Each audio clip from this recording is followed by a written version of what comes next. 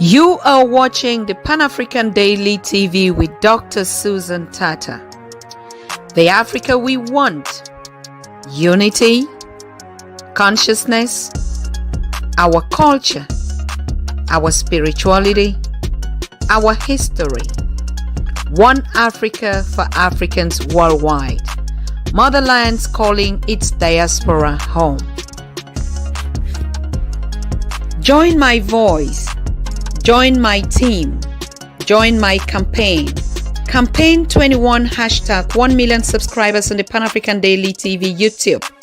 Be a volunteer. Apply now. Be the new Africa.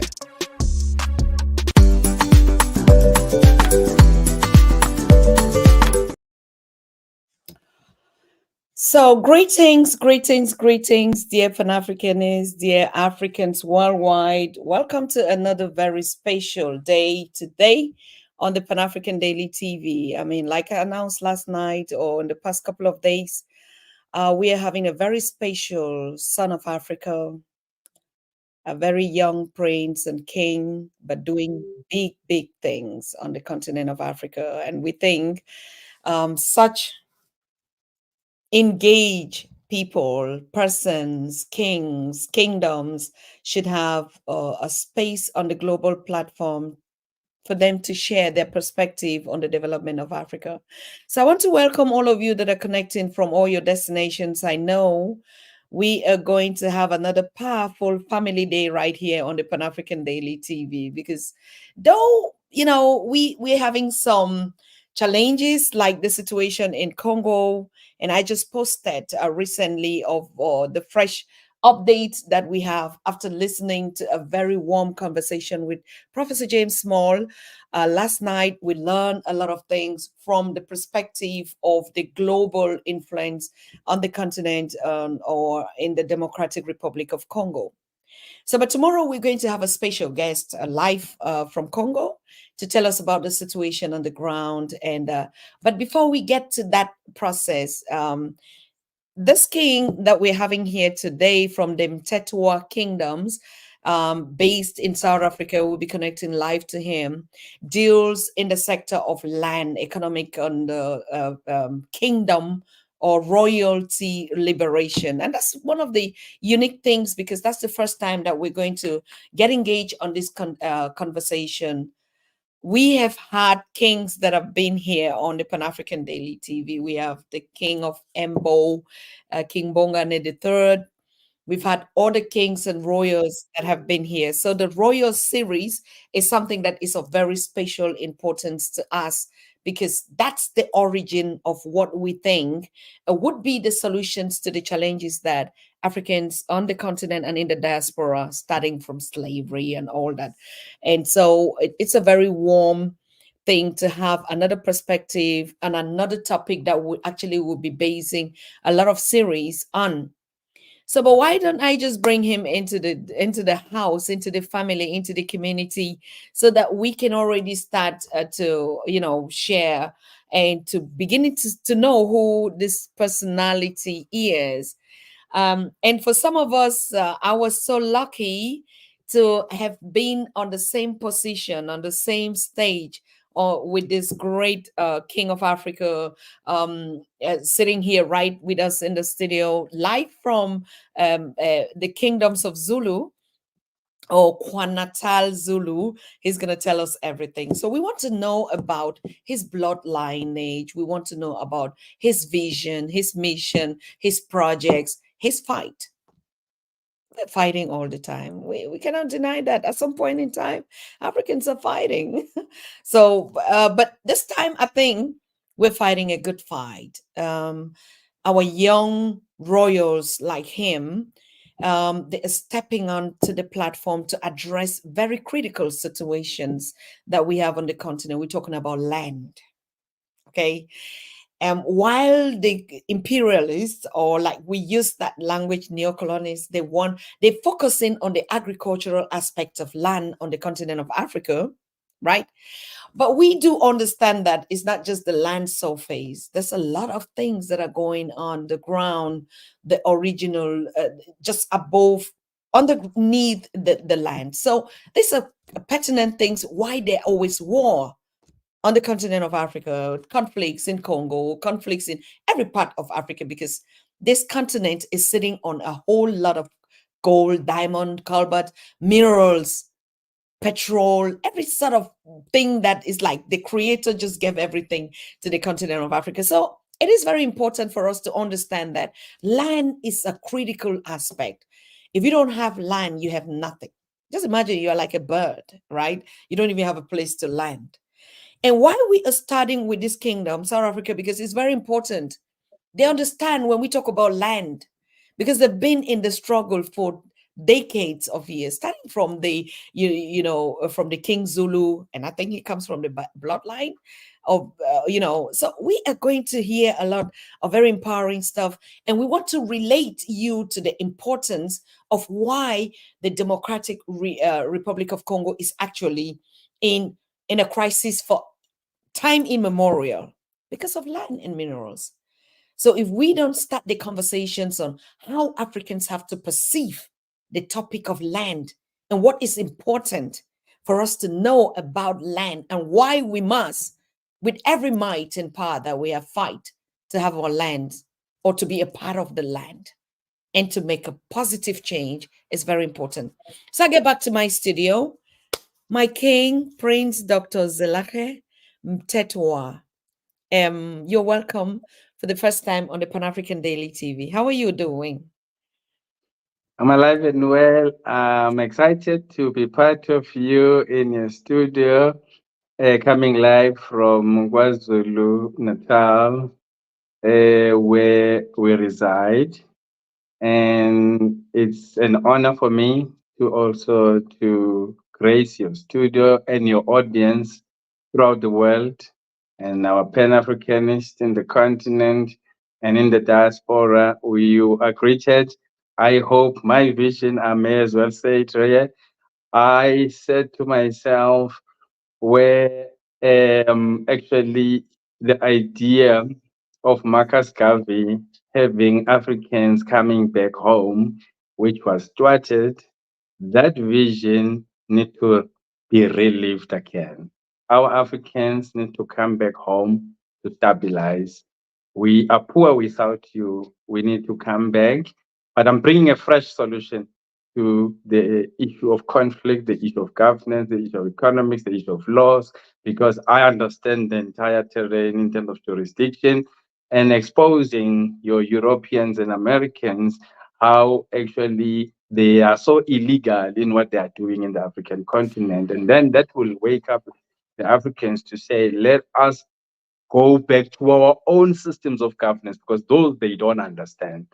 But they want us to be kept in the Roman, Dutch, and British law systems, which by law, we are not allowed to use a foreign law in a foreign land.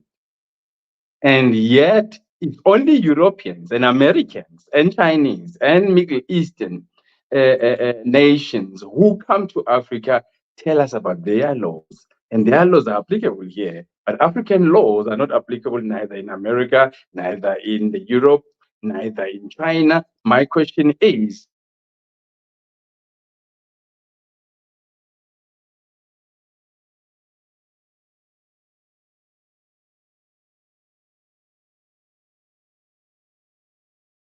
why actually bring their laws here? But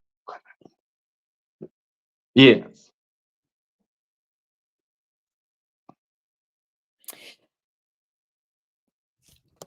Are you hearing me? yes, I can hear you. Okay, wonderful. That was like on point, and I just missed the fact that you were hanging a little bit, so we couldn't digest the continuation part.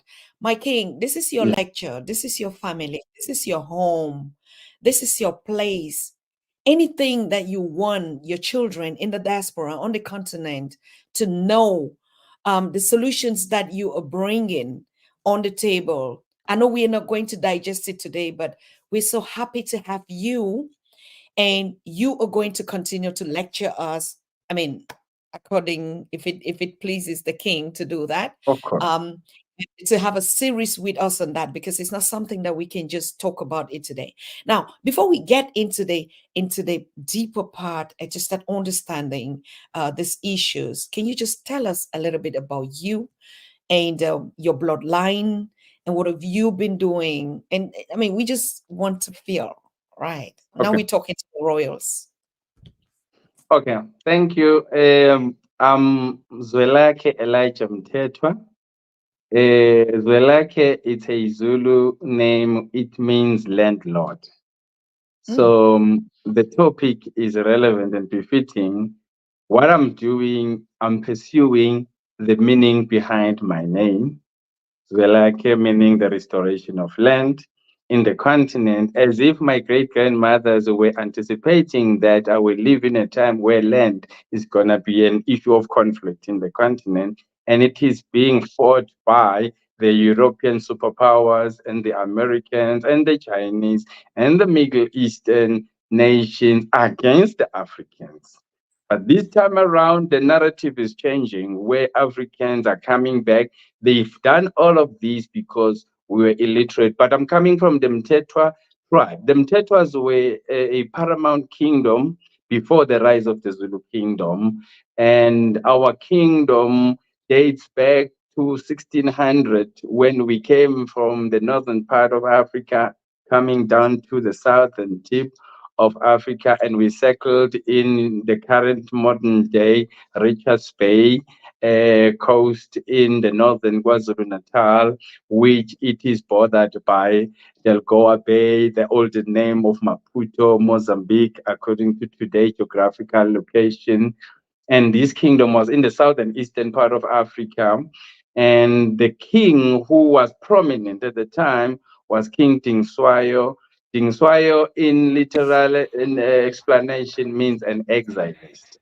He obtained that name when he fled from home due to an internal squabble where his father, King Jobe, plotted that all of his sons that have come of age should be butchered or beheaded or be killed because they were supposedly plotting to unseat him.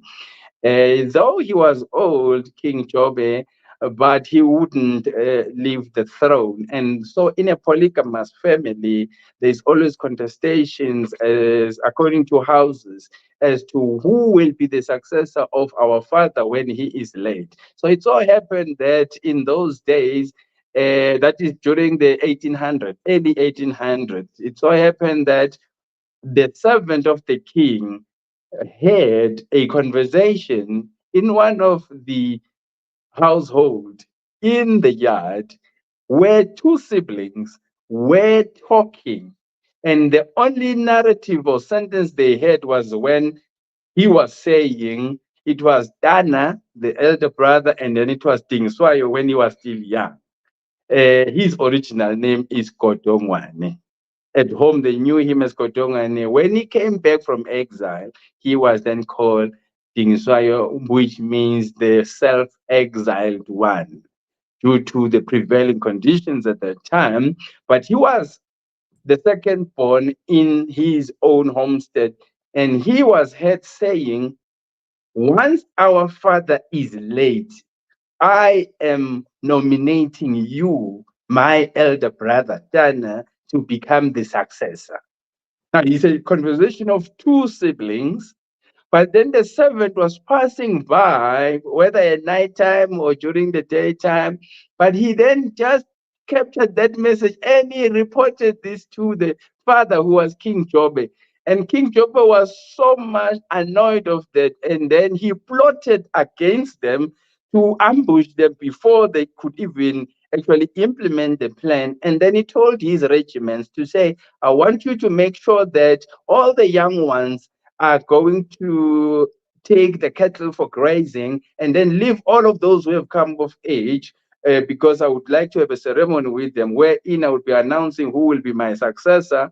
And as they were excited that the news was about to be made, and then the opposite is true, then he said, everyone must have a cow, and then you slaughter, be merry, we eat, you drink. Then the following day, as we finish the meat that is remaining from yesterday event, and then I will be coming to make the announcement. And then the regiment were already primed and prepared to say, when I spit on the ground, then that will be a signal for you to slaughter, kill, stab all of my sons, because I don't know who plotted and how far the plan has gone. So it could be that all my siblings, all my children, my offspring, those who have come of age, are involved in this plan. And then he then decided to remove all of them. And then the only one who survived was Tingiswayo, the one whom we call Tingiswayo today, whom his name was Kotongwane. And then he jumped the fence of the kraal where they were sitting, having this ceremony, and he left with a spear wound behind him. And he fled into the fields, and he came across his sister who were fetching water, and he explained that, hey, we are being slaughtered. And the sister said, please make sure you don't come back home. I'm giving you the provision for the journey and your clothing. Go the farthest away because the regiments are still pursuing you. The message said that make sure that Tingswayo is dead, because if you don't kill him, he's going to come back to take over the throne, as they were overhead talking. And unfortunately, then he survived, and the sister gave him all the provision. He fled from Richards Bay. You must do your own actually location. Richards Bay in KwaZulu Natal, going to the northern part of KwaZulu Natal, the far north, which is Newcastle in modern day. That journey today, we take 4 hours by car driving. But in those days, it was a big game farm, the entire province. So you can imagine there were animals. Your big five was around, but also even hostile tribes that were located in some parts of the villages in KwaZulu, who were obviously would just round you up and kill you if they suspect that you may be a threat coming to their land. So he eventually came to the Shubis, the King Pungani you are talking about that you interviewed.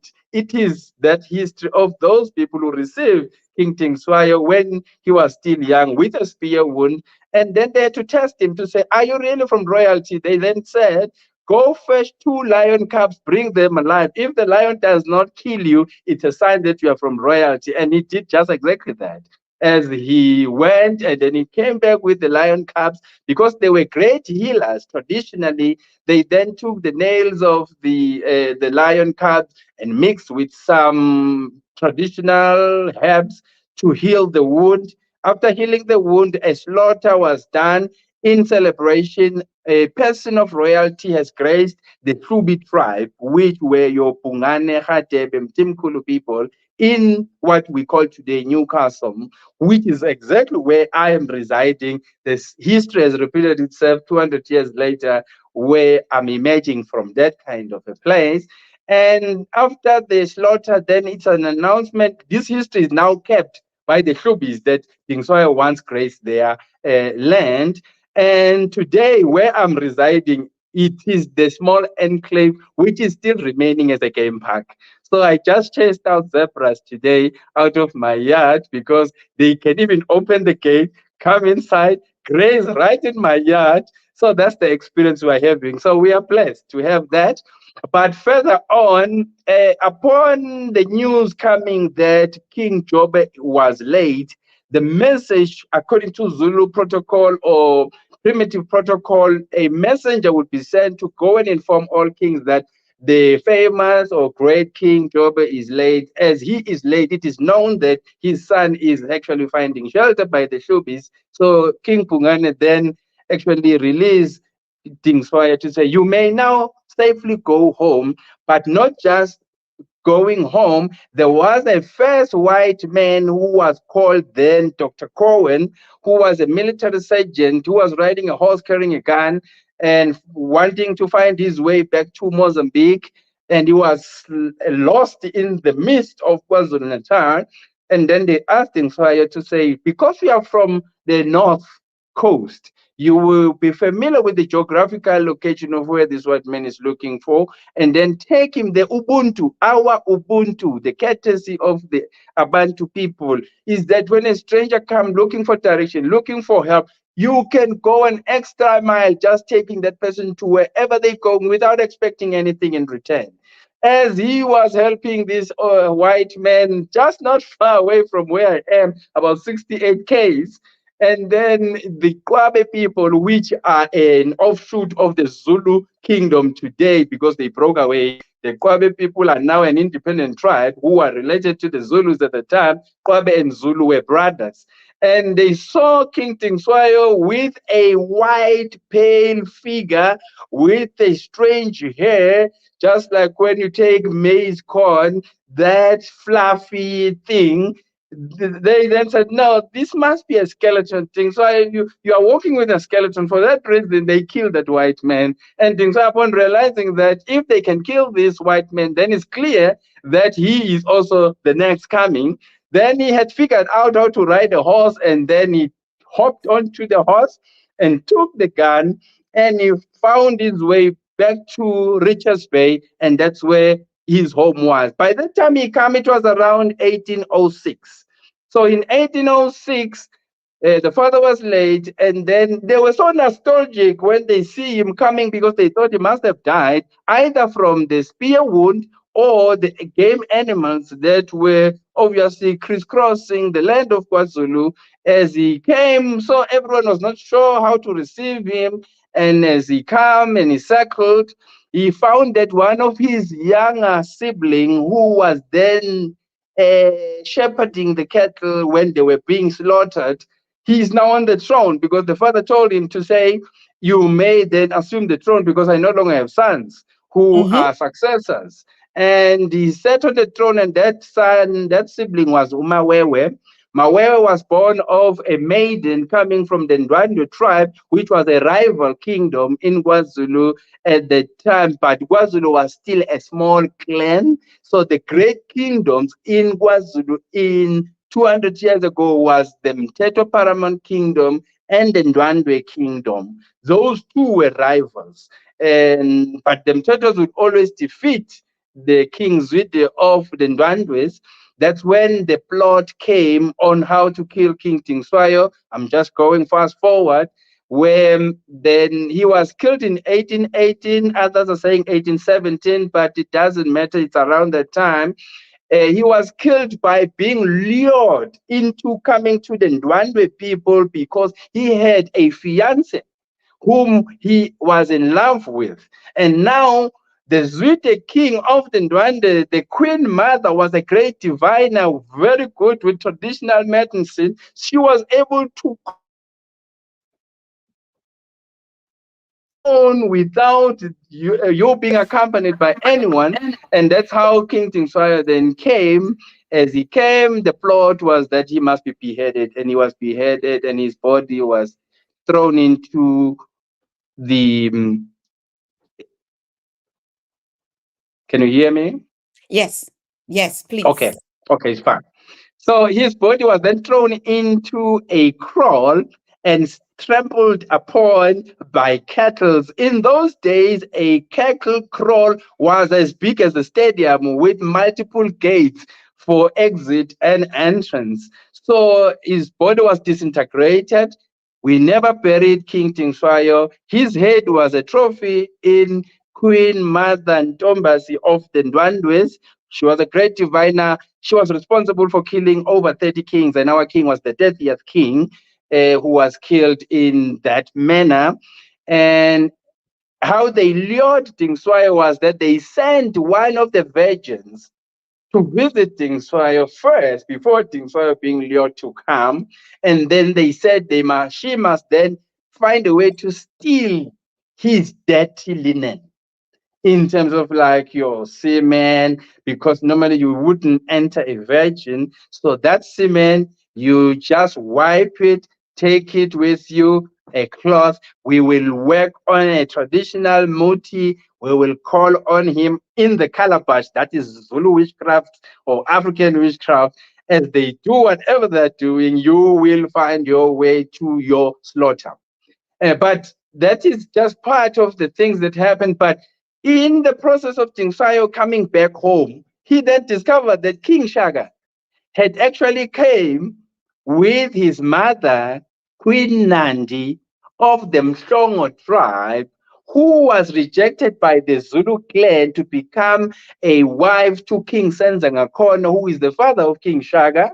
They preferred another woman instead of King Shaka's mother, and she had to return back home. So in Zulu protocol, it is taboo if you are rejected by the in-laws. So you are not even supposed to come back home because it is a bad omen. So she eventually had to move on and go to her other fiance that she had before being pregnant with King Shaka. And he settled there for a while, but the conditions were not favorable. And she had to eventually find her way to the Mthethwas, because the Mthethwas were the great kingdom, because her aunt was married to the lower house of the Mthethwa household, and that man was called Umbia.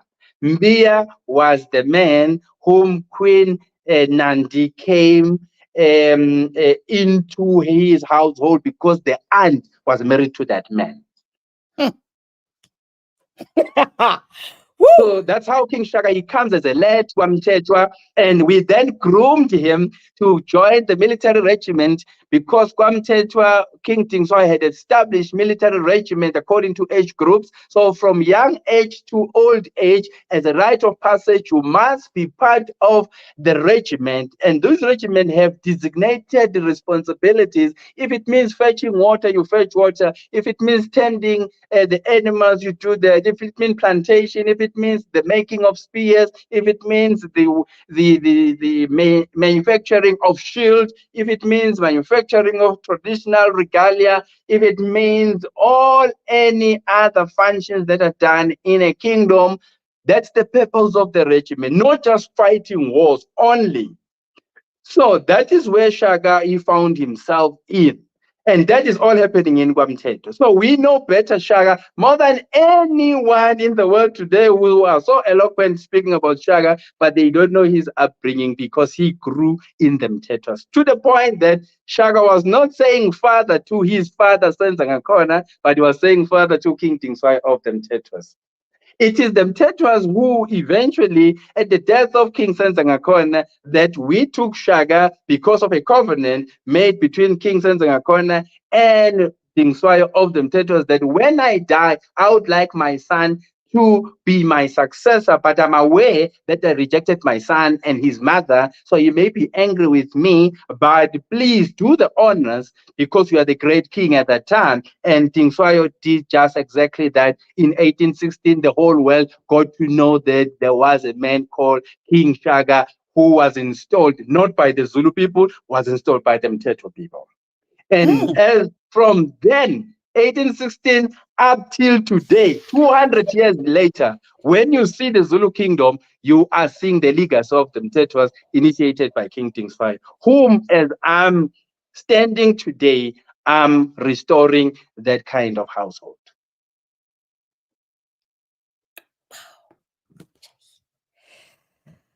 Whew.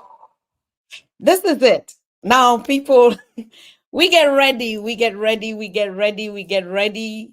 I mean, we are approaching that period of who Africa is. You can hear it. I mean, it's like I'm in a movie. I don't know how you are watching. It's like it's in a movie where even the terminologies that you use, they were fetching water, and Mm, then they were you could just see the everything. I was like the village girls. We're so privileged because when you're talking, my king, I see everything. I see myself. I see the whole scenery, and that's the origin. So mm, yesterday when we talked about, we are going to walk you through the African spirituality. I'm talking to the mm, audience. This is mm, exactly what I want to introduce you to get a taste of when we talk about African spirituality. What does it mean? The signs, mm, the words, mm, the mm, connotations, the mm, mentality, the words that mm, were fought before we even heard about anything, the tribes and the mm, different migration and everything. That's all about the history of who we were, ancient Africa. Now, mm. thank you so very much, my king. I want to come back now to the subject matter of 200 years. You're sitting on the bloodline of Shaka Zulu. And that was not initially the origin or the original king because they rejected him and his mother, as you said, but that was installed by the Mthethwa kingdoms, royals. And 200 years after that, history has repeated to bring the original bloodline on back on the throne to lead the people. So it's like you Mm. came and then you begin to understand the logic with land. So when was the Yes. period that you started revolting and saying, this is our land, this land belongs to us, this is the way we have to go about it? What is it that you came now in this new version of your ancestors? What are you bringing? Uh, I'm bringing a fresh mindset altogether in terms of what we should be doing and the manner in which we should approach politics, global politics, because I've studied 200 years of what happened and how your Vasco da Gama came in 1498, coming into our shores from Portugal, and after him, Jan van Riebeeck in 1652. By that time, we were already settled in our lands. And these people, I can give context now that they were spies if we were to use the intelligence language of today, because in their journals, you find that they are describing everything that they find about our kingdoms, what is happening. So they are spying, and then they go back to tell their forebears or their authorities, which is the European kings, to say, this is what we've discovered, and these are the things that we are finding in our African continent, and we've discovered that this is a rich land.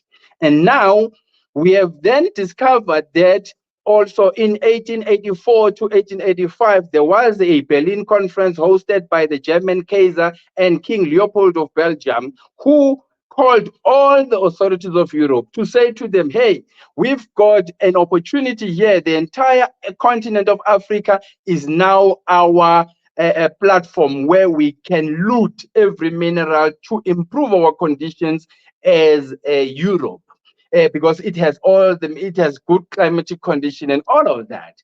At that time, our African kings were in charge of their land, and then these guys, they then said, let's divide Africa according to all the colonial powers around the world. So everyone would come to Africa as a colony of exploitation, as a colony of settlement, as a colony of contestation, like in your country, Cameroon. You have two authorities. You've got Cameroon, who are French speaking, and you've got Cameroonians who are English speaking. That is a typical example of a colony of contestation, which means France came and actually planted their flag to say, now this is becoming our enclave. And Britain also came in half of Cameroon and said, this is also our enclave. And then they had to sort their matters to ensure that how do they collaborate in enslaving the Cameroon people. Now, this meeting is discussing to say, let's develop policies and systems and structures on how we will colonize the entire continent and to better the lives of the Europeans. And in that meeting, America was present. Russia was also present. So don't be fooled by the fact that now they are leaning towards Africa. They are so loving. But when we go to the records, they are part of the people who were in the meeting. These records, the minutes of that meeting, are still running the entire world till today. It's only us who are always being told to have a 5-year cycle of governance, but the European superpowers, they teach their kids to say, this is how we colonize Africa, and this is how you can recolonize Africa with new generation, but continuing with the agenda of their forefathers. In Africa, the opposite is true. We cut, we castrated, we dismantled, we destroyed the entire continental structure of governance through kingdoms, and we instituted the democratic era, which that is not according to the context of the African democratic principle, but according to the stolen philosophy of the Greek philosophers who started in Egypt, and then they went back to perfect and fine-tune the Plutos, the Aristotles, and Socrates. Those philosophers, those principles never worked in Greece in their time, 500 years ago. Somebody somehow is reviving the democratic principle and is feeding it to us to say this is how we should run things. And that is wrong. So I'm bringing a fresh perspective, having traveled to Europe, having seen how Europe is actually structured, how it colonized us, how Patrice Lumumba was dipped into acid and only his tooth survived, and it is held by a Belgian old man.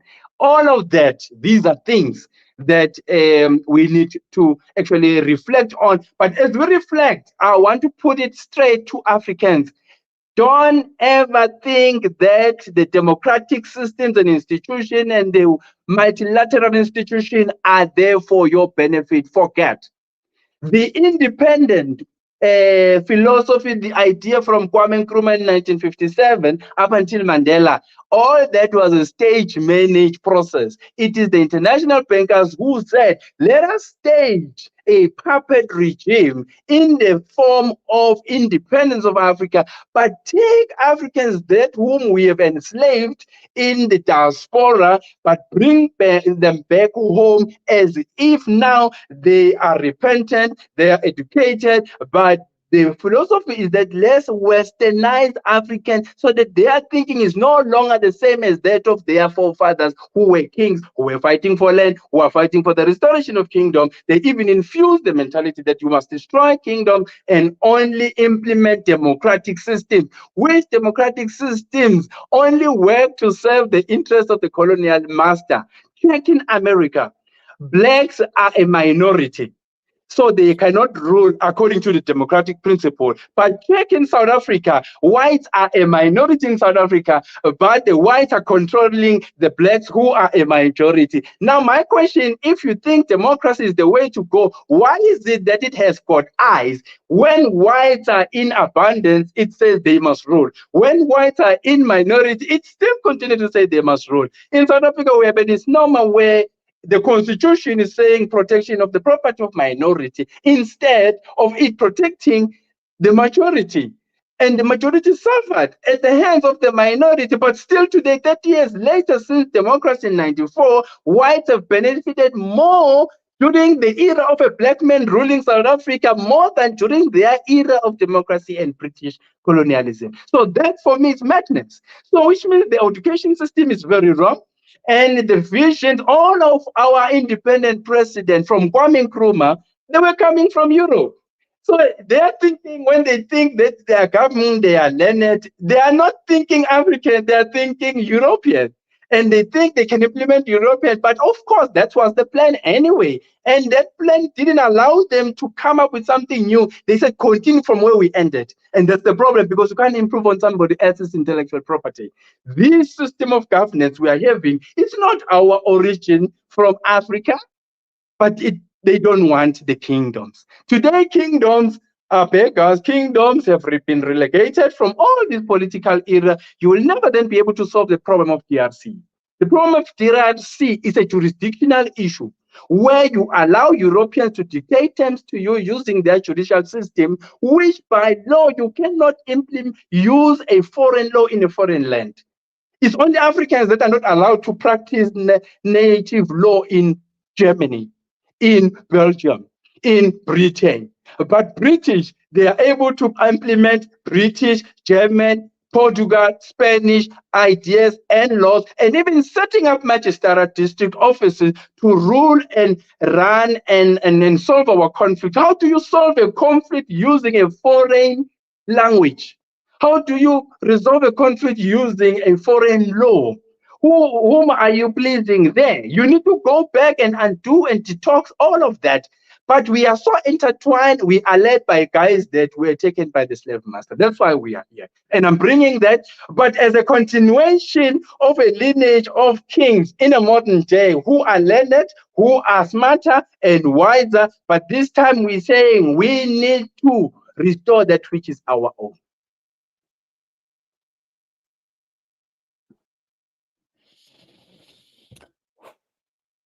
Makes a lot of sense. Going back, going back.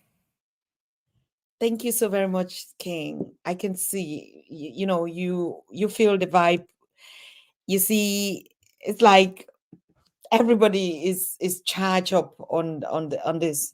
You said something that, and I just want us to, because we're relating it to the situation in Congo, which we hear that is constantly deteriorating. But then when we look at the historical facts of that which is happening in Congo, it is accordingly to the president, or accordingly to what we gathering from from the conflict.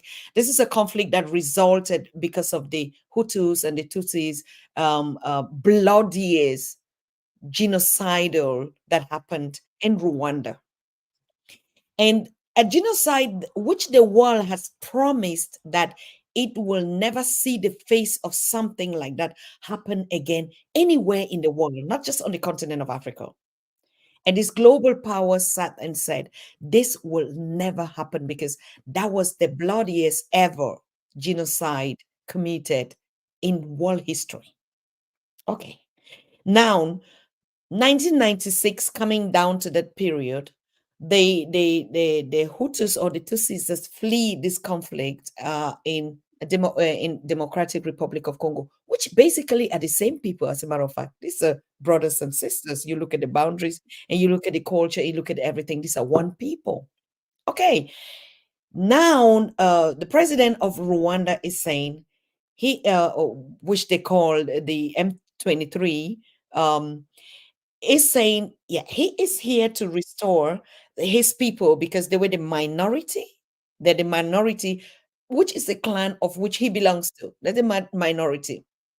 So he wants Yes. to the rights of the minority. And that's why they're fighting. Because, like, remember, like you talked about the brothers that left, and each person had its own.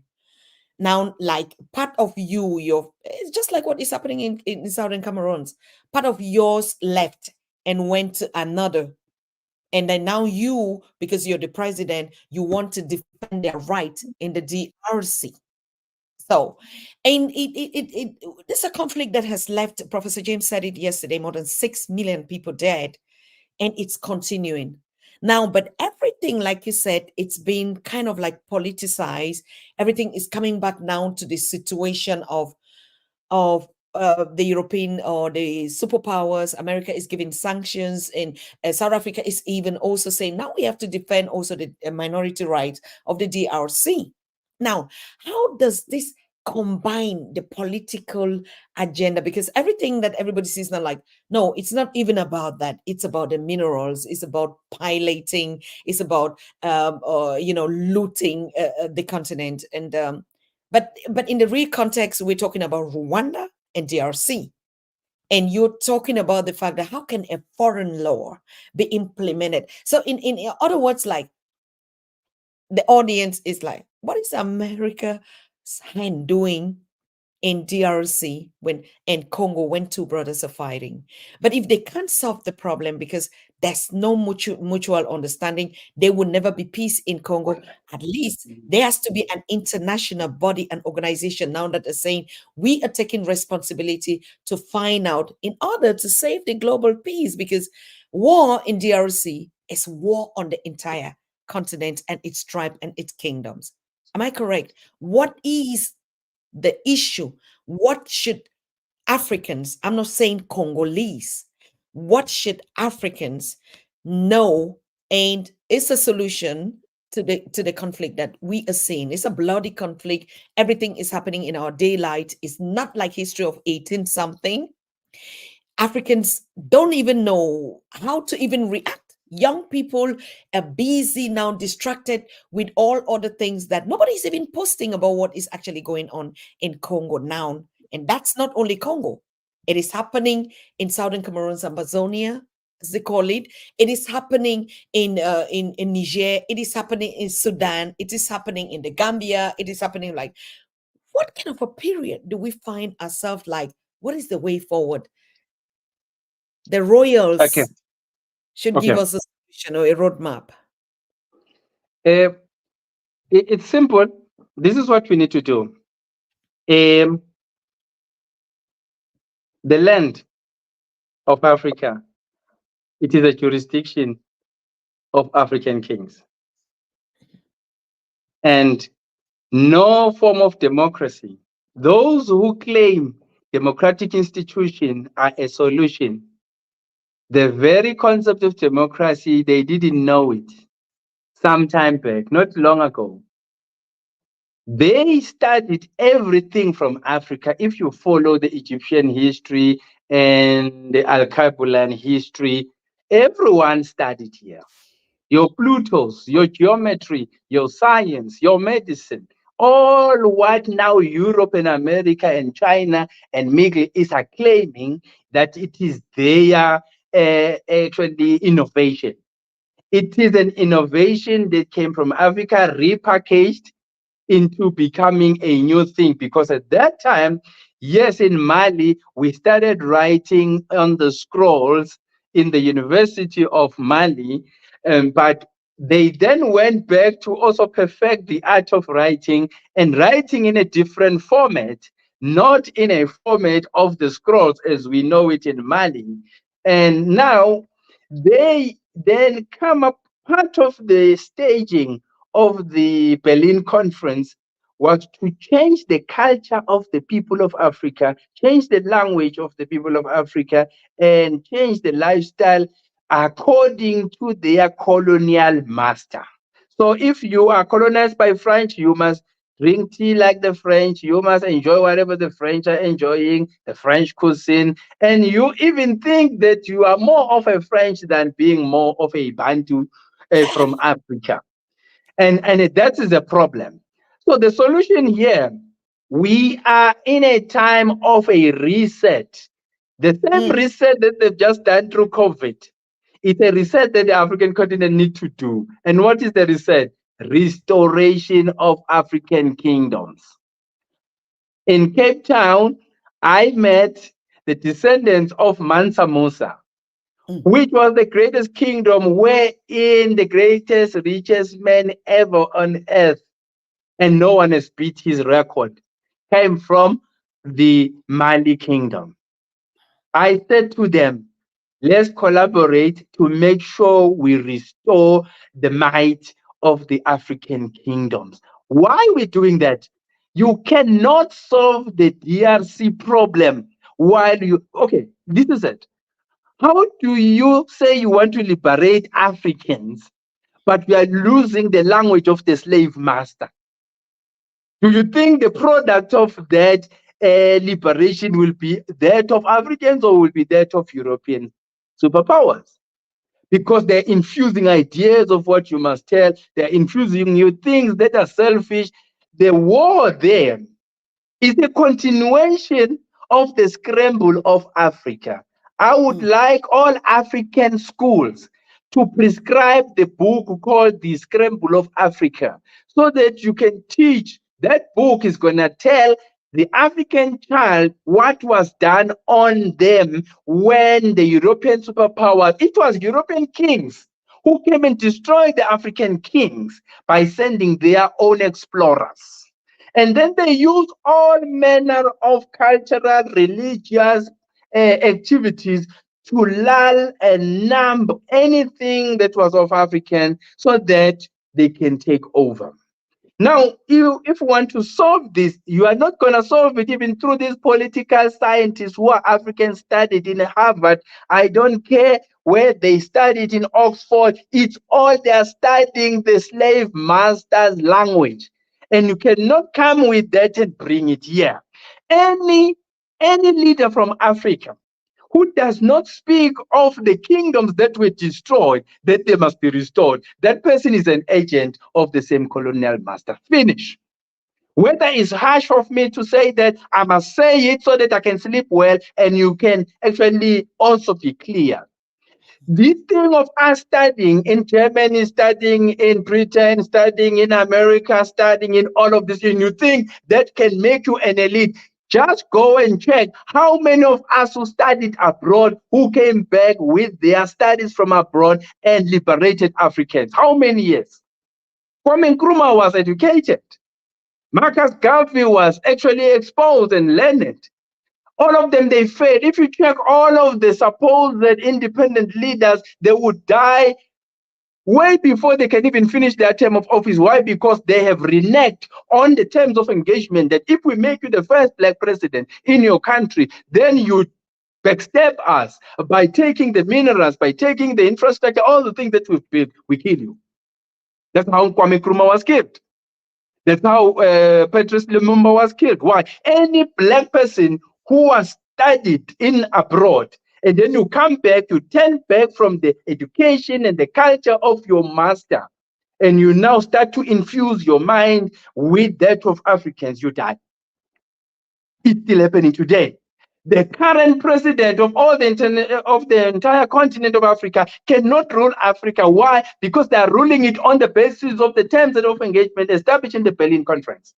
They tell you these are non-negotiables. These ones we cannot change. So we are just allowing you to sit on that seat. In Nigeria, all the refineries of oil that are there, they've taken over the country as Nigerians, but they are told, all those presidents, to say, never touch the refineries. Those refineries are reserved for British companies to come and explore further that oil and actually sell it to the world.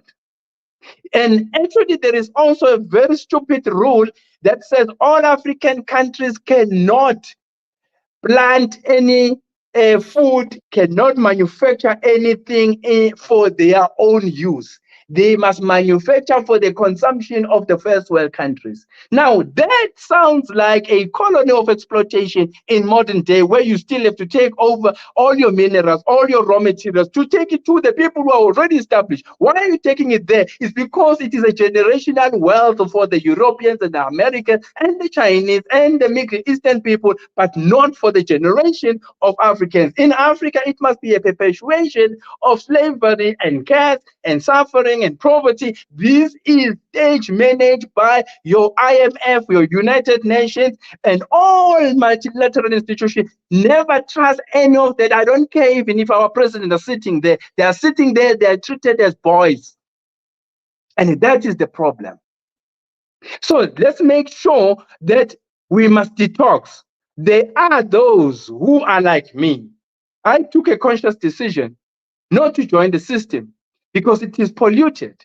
Because at the moment you go join the system and then you come out, you say something different, they then muzzle you or shut you down. So what you do, don't even start. But it's fine. We will manage the situation. We're not throwing the child with bathwater. I'm looking for those who set themselves apart to restore this vision. And it's not going to be done by those who have contaminated themselves with the Europeans, the French, the Germans, and all of that, in the act of them being prepared to become future leaders. As we speak, Europe is busy grooming Africans, but who are westernized to advance the Western agenda in the African continent at the expense of their own people. That's what is happening. So I'm not pleased by those who got an opportunity to study there, because where will you use those studies? Because those studies, they only good for you to become a slave, a worker, a professional slave. Today, Africans, they taking themselves to Europe, not because somebody is enslaving them mentally, culturally, historically, in their loins when their mothers carried them to this world of slavery. They cannot do anything but also to take themselves there. So they are saying now, the legacy of slavery, it is when you have untangled Africans to say, we are no longer enslaving you, but you will take yourself to the Western world without being told by anyone. And why? Because psychologically, genetically, it is in your veins that you need to go there instead of remaining here. But they also create these wars. These wars are created by the very same holier than thou president of America, the French president, the British president, the Russian president. All of these superpowers are the ones who have their own extension, who start the wars against the African leaders who are Afrocentric and Pan-Africanist in their thinking to help their people. And they make sure you kill those and raise an opposition against that president so that there's no continuation of an African agenda. So you cannot fulfill an African agenda using AU structures. Who proposed those? Because all the guys who were there in 1963 when AU was formed, it was guys that were coming from Europe who had studied there and then parachuted to say, let's form an organization of African unity. But it is all guys that are learned. I didn't see kings being invited into these platforms. And these guys are reporting back to the European superpowers, and their spies are always here. Your CIA intelligence, they are hovering around the African countries to pick up intelligence of who is doing what in the form of the military regiment. And all our military, all of us African countries, is being trained by the British military, by the American military, by the Russian military. What do you expect? What is it that you can then do beyond your colonial master having trained you? You are just their student. And anything you do, it is a breach of contract and agreement. So anything that associates us with these institutions and structures is still entangling us, and we'll find ourselves in that. Unfortunately, it is the agenda that most of the learned Africans don't want to hear, the restoration of African kingdom, because within the African kingdom, there is a lifestyle, there is a economy, there is governance. Go and listen to Professor Henry Clark from the US. He's late now. But he's the one who narrates for you to say, King Jobe, we're governors. King Tingswayo, we're governors. And those are my people. They are narrated not by me, by somebody in the US, a learned fellow from Africa. And then, but that is not being advanced because it is not good for the business of the Western colonial masters. Now, we need to detox the education that we've learned from our Western powers and begin to, when you finish studying the Western, go and study the African. And not just by books. Go and have practical application of what happened in Africa. There are still a remnant of those who still live according to the manner in which you used to live. So we need to regroup. The agenda of DRC cannot be discussed the manner in which it is being discussed. Unfortunately, I am raising a vote of no confidence to any agreement, to any structure. You can continue using them, but I'm not a fool. Over 24 years, we are going back and forth, trying to appease, but we never come to an end because America has a permanent interest in countries that have mineral reserve and anything that is a resource.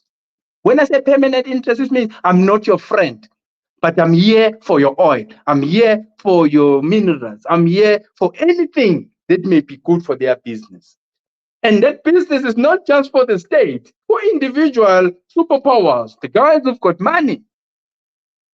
Okay, how do you like it when you hear the father of the Rothschild saying, I don't care who runs the world, but whoever that is, I will control him? Isn't that exactly what is happening here?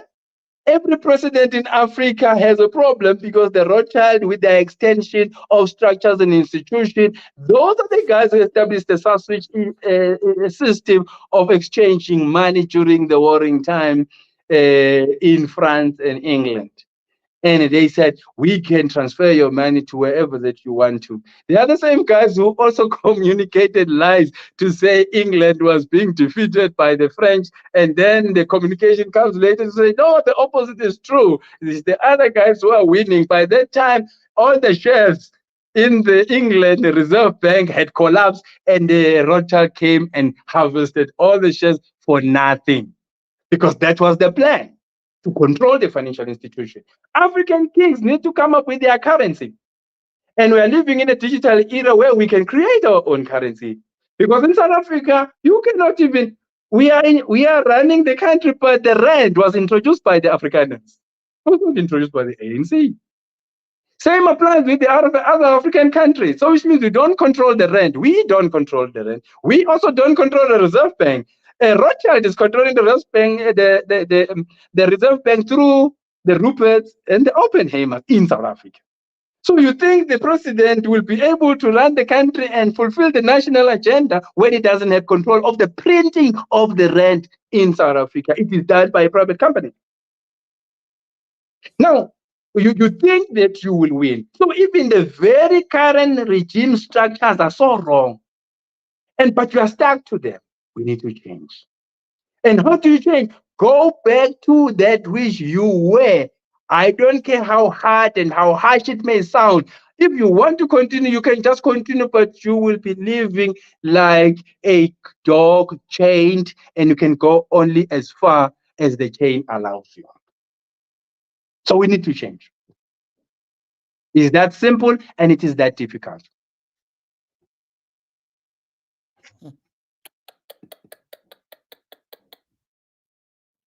Mm-hmm. So, like, we need to go back to the African indigenous knowledge, wisdom, culture, spirituality, everything. How? Yes. We've been Oh. living in the situation where we have a combined system right now. Mm-hmm. And I think that's some of the challenges that when Africans hear that we need to go back to the way we used to live, they feel like, how? Okay. Let me tell you. Let's help you. Let's help you. Mm-hmm. Um, Today, let's look at economics. The economics of food. We now live in the time whereby we are told we need to eat green food, green lifestyle. Everything is green. But who is the first person to actually eat green vegetables, eating healthy? The healthy lifestyle you are telling us about is what Africans were doing anyway. We know that. Two, pharmaceutical companies. The medicine that you are consuming is taken from the indigenous plants, which are still available in Africa. But because you are stuck with the pharmaceutical system of Western medicine, then you prefer to consume that. But what you don't realize, you are a clientele. But you are also addicting yourself with products and properties of the medicine, which were put deliberately there to be toxic and to kill certain organs in the body. These are harsh truths, but at home, you can go and plant corn. It will grow right in my yard. Corn. This is the culture of us as Zulus, which we used to practice. We call it a culture of Ilima. Ilima is a voluntary service which we do as a community collectively when it is a planting season. We jointly join forces because we need manpower to go into the fields. We Mm-hmm. all plant. Why are we all going to plant? So that when the harvest come, we can apportion portions of our rations in each and every household to have enough for the day, to have Mm-hmm. enough for a season. There is no money market system there. There is no monetary economy there. Ubuntu, humanity, that you look after the interest of your own neighbor. That's why in our time we didn't have orphans. We didn't have child-headed families, because it was a principle that when the heads of that family have died, those children are then attached to another a family unit within the bloodline, so that those children, they have security of a home, security of parenthood, security of being fed until they come of age. We dropped our own practice and culture and values for the Western. The Western, the reason why they made us to stop that practice is because when they look at us, they say, what a business.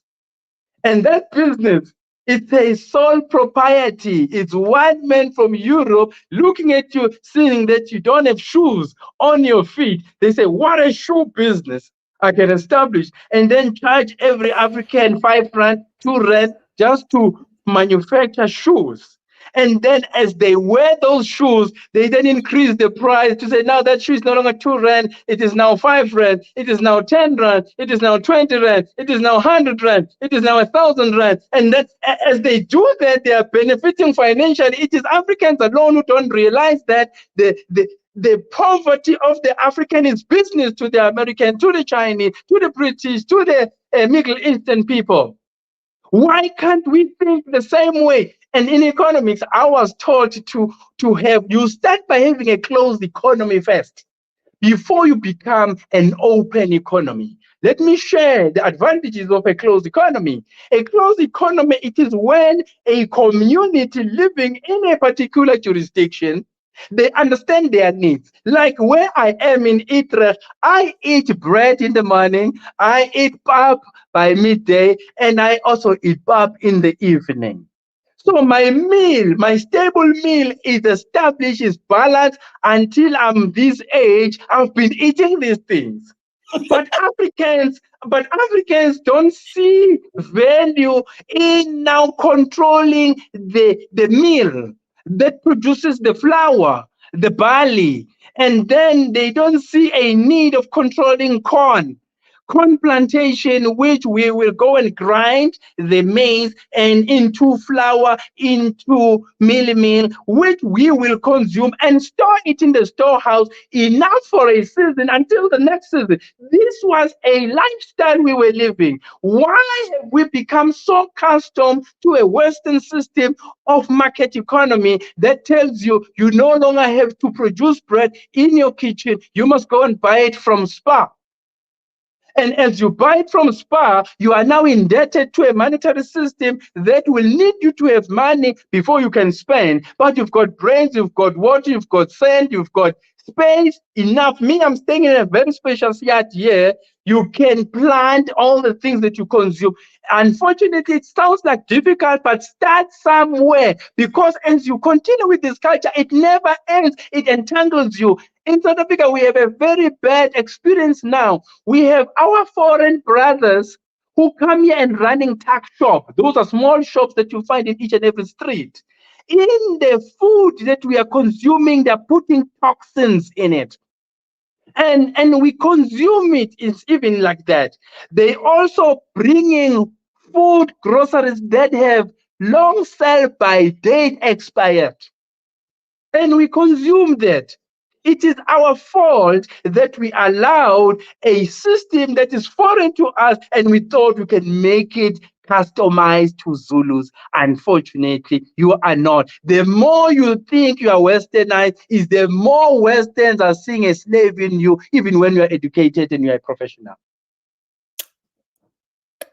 Bam. So, which means we have to start somewhere. To you, because that question, I think it comes from you, because you're there in German and you think that you don't have access to land and the Germans won't allow you to have so much land space. Come to KwaZulu. In KwaZulu, at least we have 2.8 million hectares of land. In that 2.8 million hectares of land, nothing is being done because we don't have the factors of production. In economics, you need four things: factors of production: land, buildings, owners' equity, and labor. Those things should be controlled by any individual. If you don't have, then you can have a barter trade, you exchange. But today we are being moved as commodities of labor for white people, and in South Africa it's taboo. How possible that Rupert and Oppenheimer, they're controlling South African economy from 1988, they were toppling the South African economy. In 2024 February, if you Google Rupert and Oppenheimer, they're still toppling. So that is an insult to the ANC that from 94 to 2024, they've been doing nothing to change the lives of black people, especially economical, because the same man in 1988 who was controlling economy is still the same man. What were you doing from 94 to 2024? Doing nothing. In fact, even the agenda of parliament, which they are advancing, it is dictated to by Rupert and Oppenheimer. So that is exactly what is happening. Let's look at the Francophone countries in the continent. They are still contributing half of their gross national production to France. Why? So that is professional slavery. When you think that a black man is the president of a French colony, yet he is subscribing to the terms of engagement that said, thou shalt not touch our infrastructure, thou shalt not sell all the reserves of minerals that are in that country because they are a possession of the French, who is your colonial master. As a result, France is making trillions of dollars to Francophone colonies. Today, they are still paying those monies there. And when they want to fight, all the military of the Francophone countries are trained by France. It is a restraining clause which they signed up for. So this whole independence, it is actually nonsense. I'm insulting it because behind it was layered by terms of engagement that were still tying us, and you think that we are free. We are not free even today.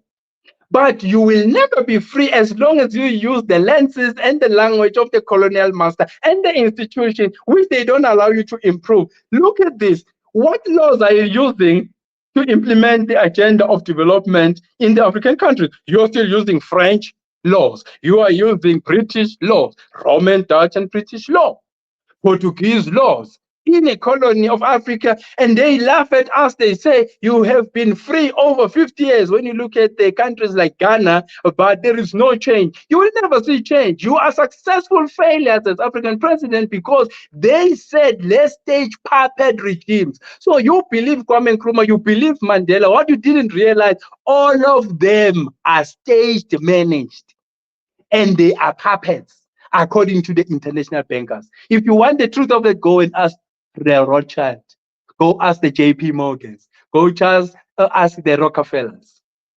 In 1903 in America, Rockefeller and Gates, they said, we don't want a society of thinkers. We want a society of workers. No wonder we are all working, and we're working for them. And we cannot think through. This type of education does not enable you to be able to think on your own. And then try to think outside the box of what you were taught in school. You are rendered as null and void, and they can even retrieve your degrees because you are now starting to think something foreign towards what your slave master has taught you. It's that simple and it's that difficult.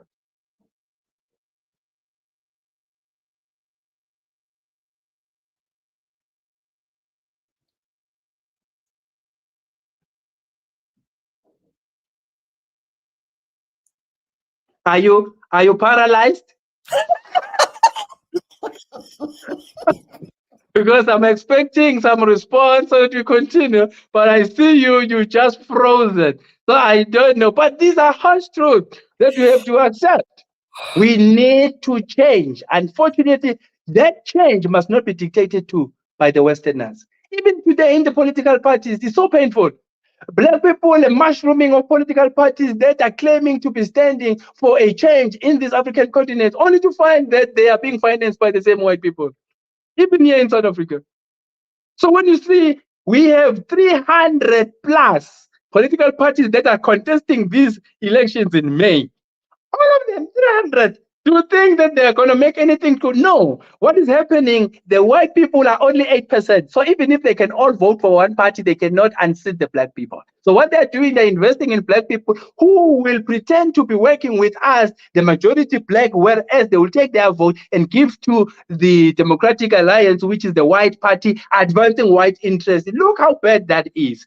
You vote for a white party only to advance the interests of white people, which is maintenance of the status quo. They don't want the land to be returned. Unfortunately, we have won the case against the Roman, Dutch, and British law. They may not be talking about it, but we have it at our disposal because we are studious. And that is what we must implement. So South Africa in the kingdoms must be a case study for all African countries in restoration of kingdom, because we've got a law which is the current slave master's law, which we have won.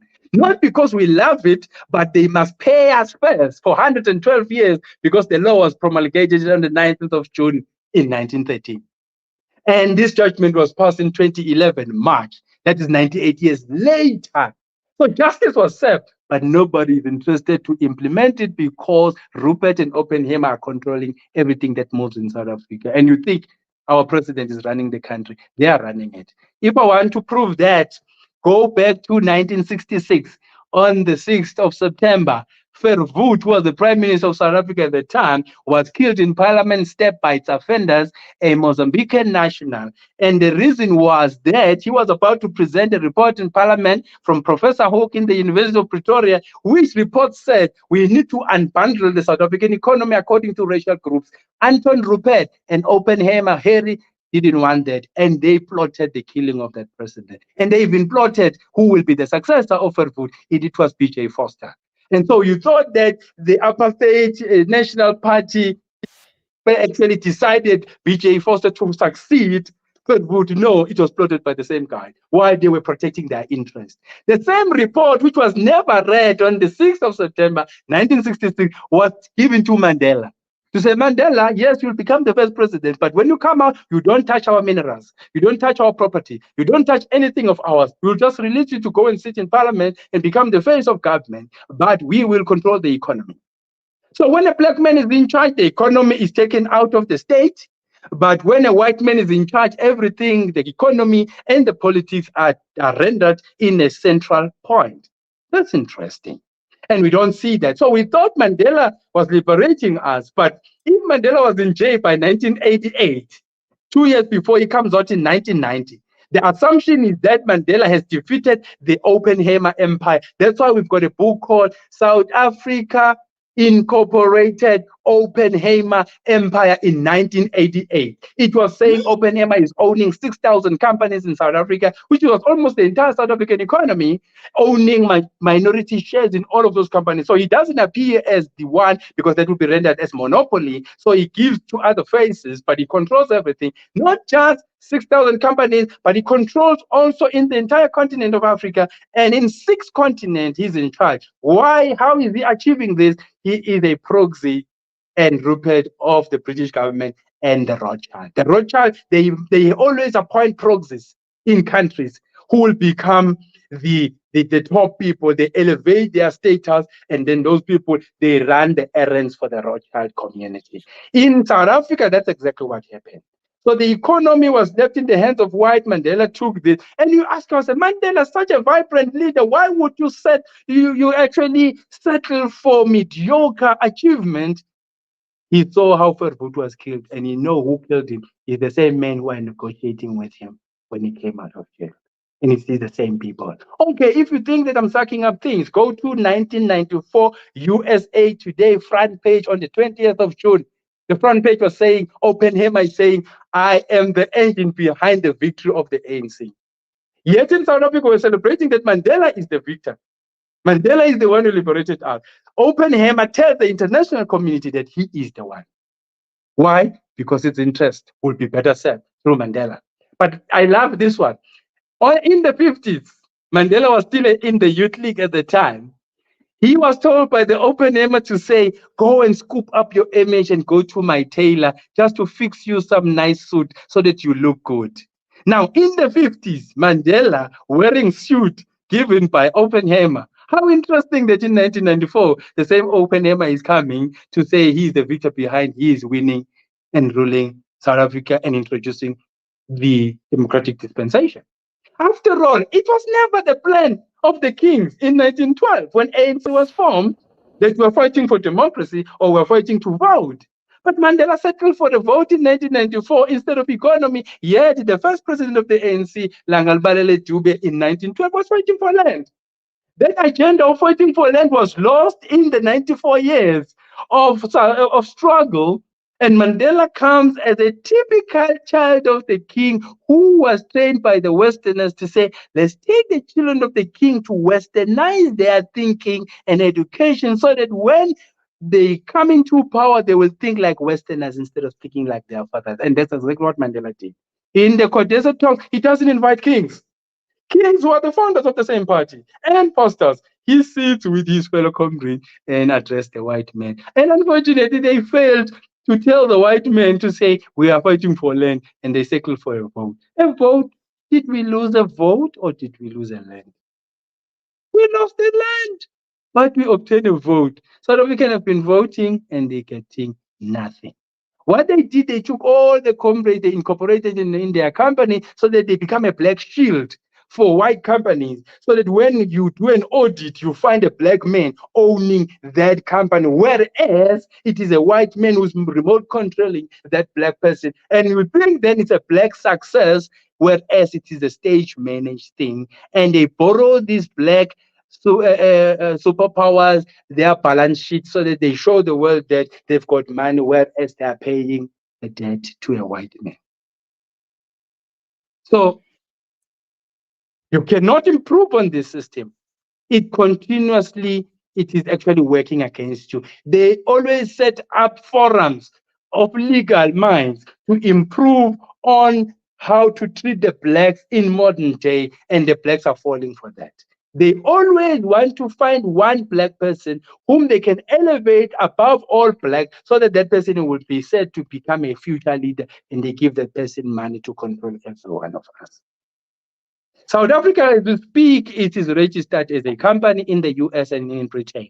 Why? Because of Anglo America. Anglo means England, America, United States of America. That company is the one that brought money to start the mining era here in South Africa through the proxy of Oppenheimer.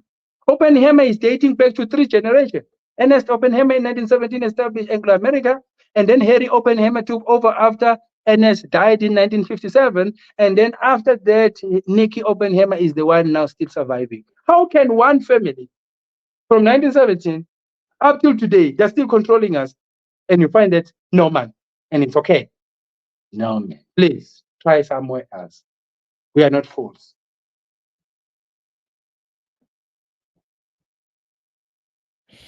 I don't want to be frozen again. You're talking my you I mean, I experienced you already. That's why I should have been shocked. I would have really been shocked because but I already experienced this energy here. This is just a little bit what we were dished on. For the first time, I was speechless. So like we're talking, we're spinning around the whole thing. At the end of the day, Africans are still asking. So yes, we had all these inventions. We had all everything. We were the greatest. Mansa Musa was the richest, and then automatically now we're the poorest, as I can say, or whatever. Hmm? Now the issue is land. Your baby is land as a royal. Of course, we do know that the royals are the indigenous owners of the continent because before the colonial rules came, we were fonts and kings and queens. That's who we were. And so when they brought this other energy into bringing the political system, actually is the baby of the West. Because then they taught our kings, then they taught our kings, and our kings would implement in their communities. And so, they'll gather because the kings were the one ruling. They control the people, they control the votes, they control the palace. And so, like the system of calling people at the palace and saying this, and Africans, we were really from ancient time obedient. People didn't question the king, people didn't disagree. Like the king is saying this, how has it become this? That kind of humility, hierarchy, like our king, they trusted in their kings. And this other kings that were now hijacked and then bought over, apparently, from what the research and the stories as we keep digging and all the facts that are coming up, were the same people that were engaged in the trade, whatever trade they were doing, right? So that's essence of the betrayer of those fake lining. That's why I first of all asked about your bloodline. Because now we're beginning to understand that when we say kings and kingdoms, there are original kingdoms and there are fake kingdoms. They're colonial kingdoms and they're the bloodlines of the real kingdoms, like the Shaka Zulus. Why did they have to fight so long? Because they were of the original bloodline. The ones in Namibia, the ones in Cameroon, the ones in everywhere, the kings that were murdered were the kings that were being resistant. They were resisting, right? And then now the non-resistance on, like you see the Mumbutus and the ones that are always playing around, where the ones apparently, I mean, to our understanding, I want to understand it from a royal perspective. This is what we know. So what would change now? And then please, I want you to still tell me that hectare of land that you say we have in KwaZulu. How are we going to get access to that? What does it take for us to get? Because yes, we're coming back, as you said. Yeah, even though you say yeah, we're here and we're, but we are coming back, and we want to know. And my question about these lands, I'm always saying, where is my father's land? We were abdicated, we were whatever business you did and the generations did. You are a royal, you are a king. I would always ask this question to all my royals, like, where is my father's land? Before my father was taken, before he was sold, or before he was abdicated, my father had land. Now the king is saying we have a whole hectare of land. Please begin to tell us how we're going to get the portions of land. Are we going to buy it? Then we start understanding we have to buy the land. And is the king saying no, whole kingdom and land here? Bring what you want to bring apart from the mentality, keep it there, or bring the good ones and then the bad ones, leave it there. So we want to know, where's our land? How do you see the us? How are we going to get access to that land? You are the prince, crown prince of the Mthethwas, of a whole generational kingdom.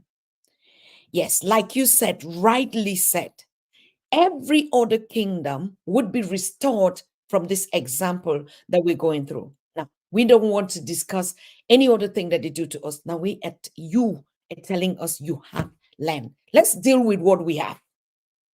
Okay. Because you're the judge, you studied that, you went extra miles to study the law to be able to defeat the colonial law so that Africa can get its land back. Am I correct? Yes.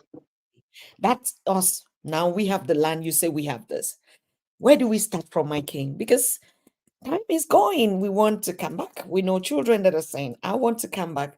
We want to know, where's the land?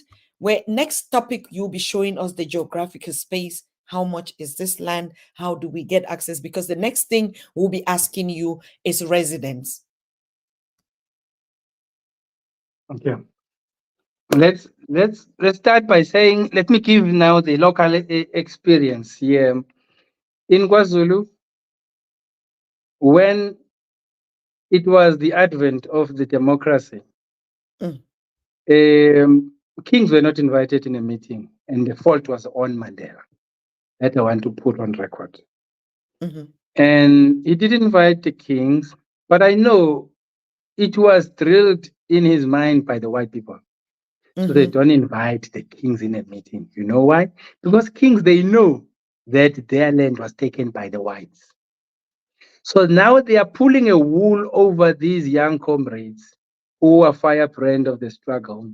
But their struggle, it is neutralized and sanitized and actually left in a form of a revolt, as if their fathers were fighting for a vote. Their fathers were fighting for land.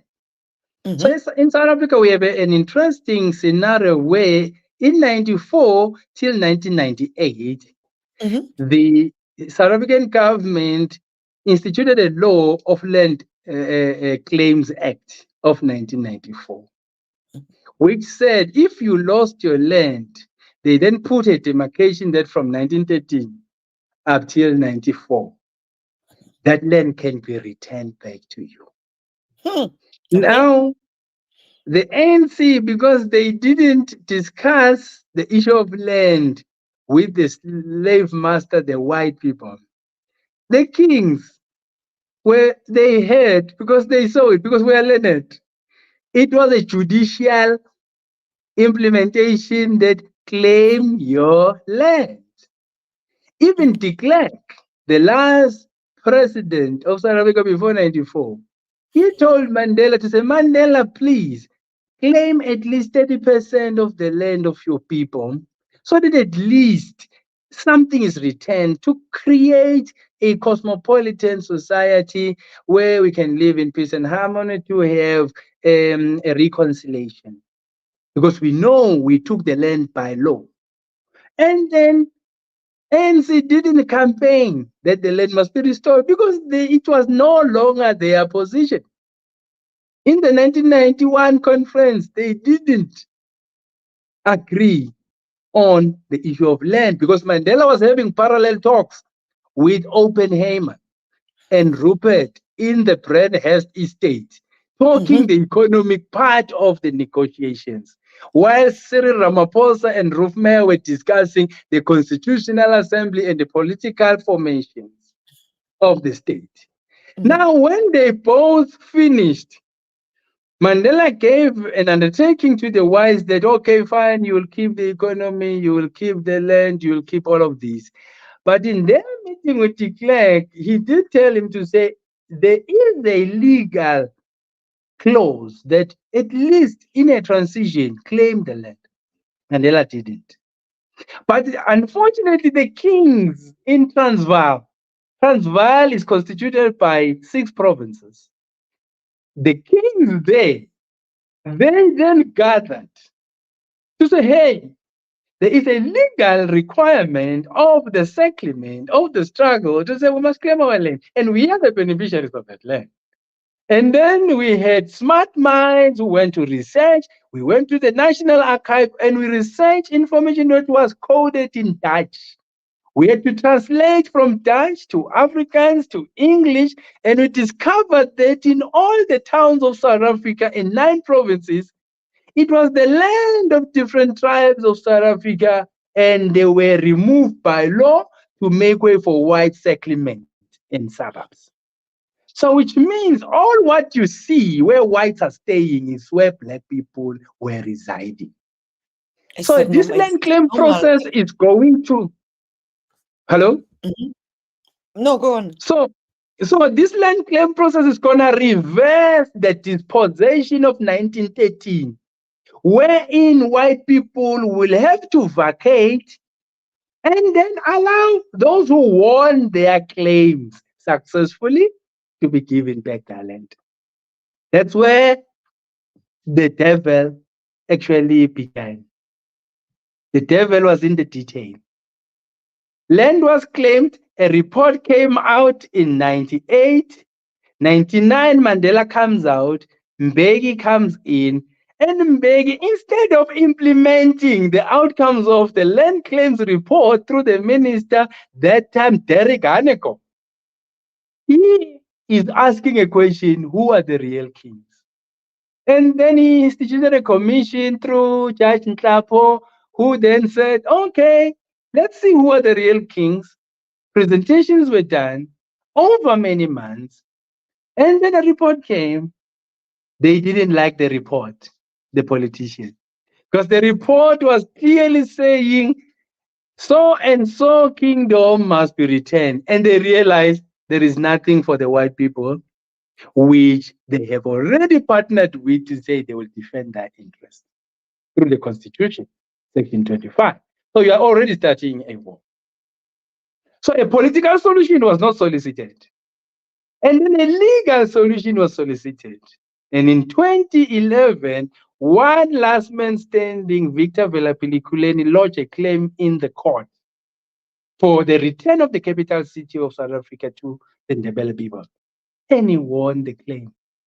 Now, if you are advocating for the rule of law and you are law abiding citizens, you need to respect the judgment of the court, which is what the ANC is pursuing and which is the joy of the white people.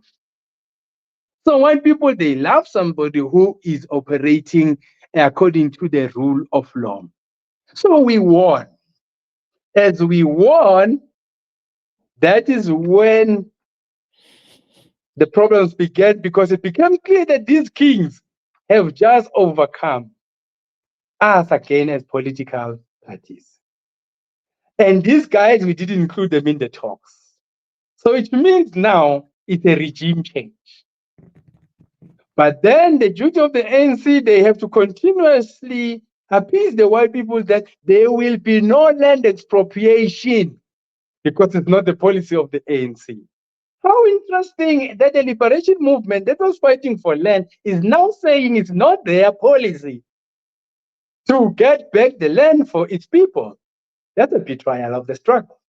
But anyway, if they are failing, we are here. We know our land. Myself, I have a report of how the Mthethwa land was taken and who is residing in that land. Other white people, I see them every day. But I have a successful report of land claim. All I need is a regime change. So now you need the current order to implement. I know the law. This is how the law works. When there is a judgment in the court of law, you don't complain, you comply. Doesn't matter who you are. And in South Africa, we have an interesting situation where we are told that the constitution is the supreme authority of the land. So it means even if the president does not want to announce the gazetting of this land to be returned to its rightful owners, the court can issue an order to tell the president. But there is a misnomer in South Africa. We claim, I say, it's me, coming from me, we claim we have judicial independence and we have separation of powers where the executive and the judiciary and the legislature are independent of each other and they are following their mandates. But I know for a fact that is not true. I'm a scholar of public management. So I know how untrue is that. The judge, the chief justice, is appointed by the president. So which means there is no independence there. The political wing of governance is appointing the judiciary. So the judge is reporting to the president. And now, if the judge is reporting to the president because you're appointed by the president, you will never execute according to the prescript of the law. You will succumb to the pressure from the president because he will tell you, I appointed you, I will remove you. That's why we have a KG judiciary that cannot stand up for the people. This judgment was done in 2011. Nobody talks about it. No chief justice is announcing it. No chief justice is instructing the president. But they are busy focusing on lousy issues to say the president has broken the rule of office or the code of office when they've just done mediocre issues. But on fundamentals of the struggle, the chief justice does not summon the president and the president does not implement. We have a judgment. I'm a law student. I know somebody needs to comply. If it cannot be this regime, then it should be the kings who must stand up. So in principle, I am in possession of all the towns and cities of South Africa, and I know which tribe was removed from there.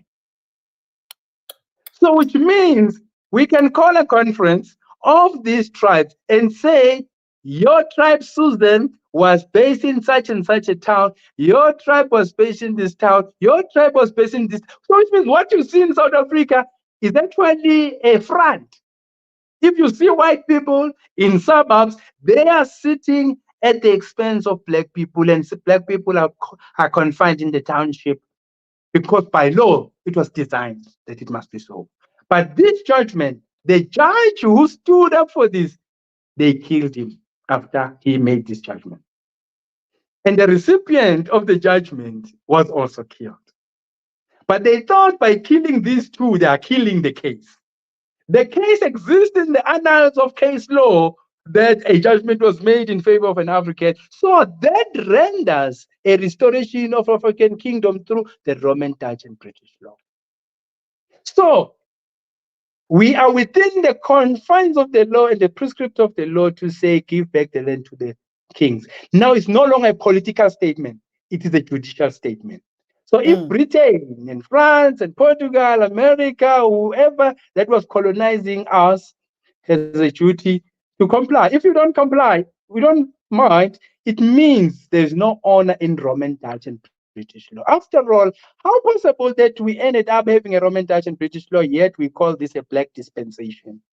So which means we are claiming that we are liberated, but we are using the laws of a white man in the dispensation of a black man. No wonder the beneficiary in the dispensation of the black man are white people who are a minority. So this entire democracy is an insult to our black people, because even when you've got all the facts on the table, you've got the vote on your side, you've got a judgment on your side, you've got a political will on your side, you don't implement. My question: who is your handler? Who am I standing for? Who is voting for you? You are not being voted by the white people, but you are appeasing the white people because the superpowers are having a grip on you, because you agreed to them that you would rather suppress your own people continuously to appease the white people. That's why the policy of Oppenheimer says we must take care of the interests of the white people at the expense of black people, because we control the economy. If the black government does not want to comply, we switch them, we devalue the rent, automatically the economy collapses. Because the whites are cushioned by all the economic power, they don't get affected. The one who gets affected are the black people. So black people need to wise up on this matter. So it is no longer desirable that we continue with the status quo, because it's not good for our business. I'm saying we have won within the confines of Roman, Dutch, and British law. Can we implement that? If you fail to implement that, let's annul the entire Roman, Dutch, and British law and bring native justice system, which is the African kingdoms, where we add our own traditional courts. Because after all, these magisterial district courts in all the cities of South Africa are a remembrance that a traditional court was there and it was removed, and we were imposed a British system that has a land, not a landlord, my lord, according to the language of the court. You have a my lord in court who is not a landlord, who does not own a land, but is a my lord and is called my lord in a land of another king who is no longer called landlord. How interesting is that? So who are these white people? Who are these magistrates that are sitting in our land? I'm saying this because I remember from the Mthethwas, that's how we lost our land, where there was a white man who was claiming to be resolving our conflict between the two Mthethwa houses, and the arms were shipped through the magisterial court to empower the other faction of the warring faction and to depose the other, so that the white men can continue to rule. I know that firsthand from the Mthethwas. So you can't tell me anything about the Roman, Dutch, and British law and their systems. They are as evil as what they are purporting to resolve the conflict. They are part of the problem. So we can do it if we stand up. But I know there are some of us as blacks who are working for the white man, who are siding with the white man. Whatever we do in the name of black unity, they actually go and tell the white man. But it is not a secret. I'm talking laws here. I'm talking policies here. I'm talking political resolution here. If you respect your craft, stand up and tell me that I'm wrong, and then I'll defend my case in court. Not through a judge, not through a lawyer, not through an advocate. I will represent myself. Come. That's my story. Hmm. Yes. My respect, My Highness. Yes. So much respect. Mm. Amanla. Away too. The Blue Nation. The Amashosa. Mm. Mm, yes. Whew. So So, where we should mhm. start, I think we must do education. We have a learned generation now of Africans. It's no longer like in the past. So let's bring this information into the knowledge of all the students, all the young people, because they need to understand and detox the very education they've studied, that it is working against them. And then they must begin to love that which they were taught by the same Western education to hate. Because when a white man hates a king and the kingdom institution, also you, the product of that Western education, you also hate the kings. But when you hate the kings, you are playing in the space of white people because this is not your creation, the system that they are forcing you to embrace. It is their system. So that's why they can instruct a president of a country to do as they please because they gave you those laws. So do something that they cannot and they are not part of. It is the African kingdom. The betrayal part, that is a household internal agenda we will discuss. But to deal with the enemy now, you can't deal with the enemy using his weapons. Currently, the wars in the DRC. My question I can ask you right now, who is producing the arms that are being used to fight in the DRC? Who is producing the bullets that are being used at DRC? Who is producing the army vehicles that are being used in DRC? Who is supplying the oil that is being used in the DRC? Who is supplying the food in that war? Do you know that the Westerners, it is their belief that you take over a country during warring times? So when there is a war in DRC and it is unending, you must know there's a lot of looting of minerals that is going on post the peace process in DRC. You would have lost a lot of minerals who have gone out during the warring time. Those military bases that are there are not just there to give security, they are also there to dig the minerals. So you think that you're dealing with a military soldier, you are also dealing with a geologist who is actually knowing where the minerals are. And who is the beneficiary? Is Antwerp in Belgium, it is in Canada, Japan, in China. All the countries where there is stability, those are the culprits. And Britain uses a system that says we have abolished slavery, but they're using British companies to come in our country and still continue perpetuating the British agenda. Why? They're sipping tea at 11 o'clock every day. And they say we are not part of that war. So let's educate our children. After educating them, let's make them to detox. After detoxing, and let's make them to love that which was once their own. It is an honor that it was an African who was the richest. Can we rekindle that spirit? It is possible. We have seen the descendants of Mansa Musa. We can do it. Do you know that the brother of Mansa Musa went across to Brazil to populate the blacks in Brazil, and the Mansa Musa remained in Mali. So you only know Mansa Musa, but his brother was actually went across the oceans to Brazil and to continue populating those lands. When he ran short of resources, he told his brother to ship more gold, to ship more money, so that he can establish other black nations in the Brazil. But anyway, we have load shedding here at 11 in South Yes, African times. I I'm think we will wrapping have up. that. So we must make sure that we wrap up our conversation. We will continue. We cannot finish anything, everything, but this is just a foretaste of what is coming. I like that. This is just a foretaste of what is coming. Absolute. Thank you. I already was checking regarding the load shed. That's why I was looking all the time, and I know that it's coming closer to your area. And we keep in touch. We would talk after the conversation in the back office to put the lecture studies that we will be taking it. And this, according to what Patrick Kasarimi said, this is not a lecture for Channel 1 talking to the audience. This is a lecture actually for the African Spirituality Channel, because Mm. exactly this is it. This is Yes, it. And we're not yes. going to enter into that kind of lecture of still talking about what we know, but the lecture is purely on the African ancient kingdoms, what you Mm, need to learn to be mm, able to unlearn. What does it take? What was land? What was the importance of land?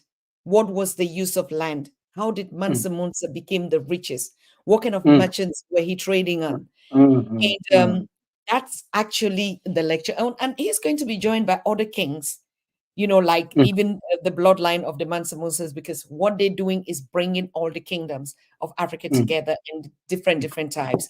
We also talked about, putting the organization of the traditional healers together. We already saw Mali doing it, and they already have a complex, a huge complex for it, where all the traditional healers would have practice places, and it's going to be like a hospital normally, but for the traditional Africans. I think this is really a lot that is going on coming, and so we would come back to catch up on you. Please, can you just round up? And I know the queen is also there, right there, and we don't want to keep the queen waiting, you know. mm. Mm, mhm, Yeah, I think in my rounding up, I would like to say this is the beginning of an end and an end of the beginning. mm. To say we must annul everything that the slave master has done, including the so-called independence of Africa. It was a lie. Please get that through your head. It was a lie. So once you come into grips with that, then you must know that your enemy is the very same people that are purporting to be taking care of you, coming up with all the innovations. We will expose them as we continue here that who we were and what they were. And then from there on, I would like us to be confident at that which we are talking here. Okay, me, I'm drawing my inspiration from my forebears, King Soil. You will notice that I'm not talking about Kwame Nkrumah. I'm not talking about, because all of that I know to be a front. The United Nations, before it was called United Nations, it was called the League of Nations in 1919. And they promised that there shall be no more wars post 1919 after the First World War One. There were more wars after the League of Nations until they said there's two United Nations. After United Nations in 1945, more wars. You look at Ukraine and Russia. Now I wonder, so much military machines, whom were they being prepared for? Who want to fight who? Surely now you can see that there's something is wrong with all of these arrangements. But also, those who are afraid that you lose the economy, no, you don't have it anyway. Whatever that you think you have lost, you are owning nothing. So Africans, don't be afraid of the, yeah, we lose job. Oh, what job are you talking about?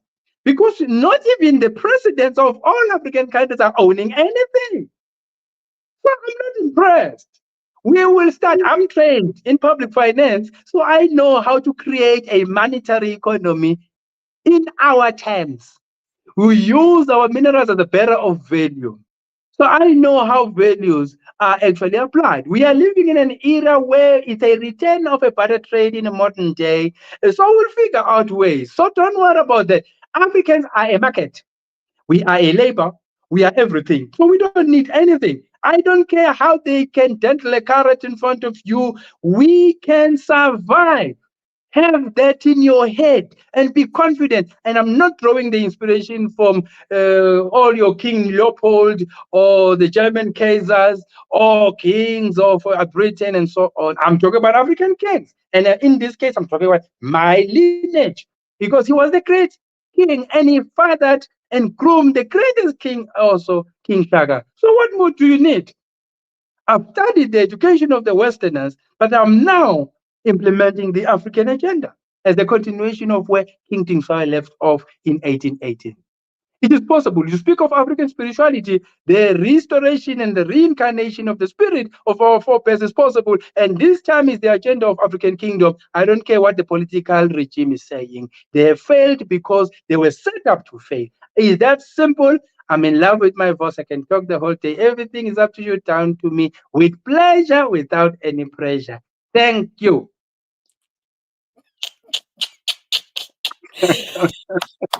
Whew.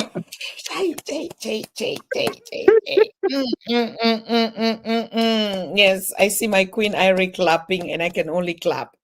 Thank you so very much, His Imperial Majesty. You're talking on the name of all the kingdoms and the kings, the queens, the children of the entire continent.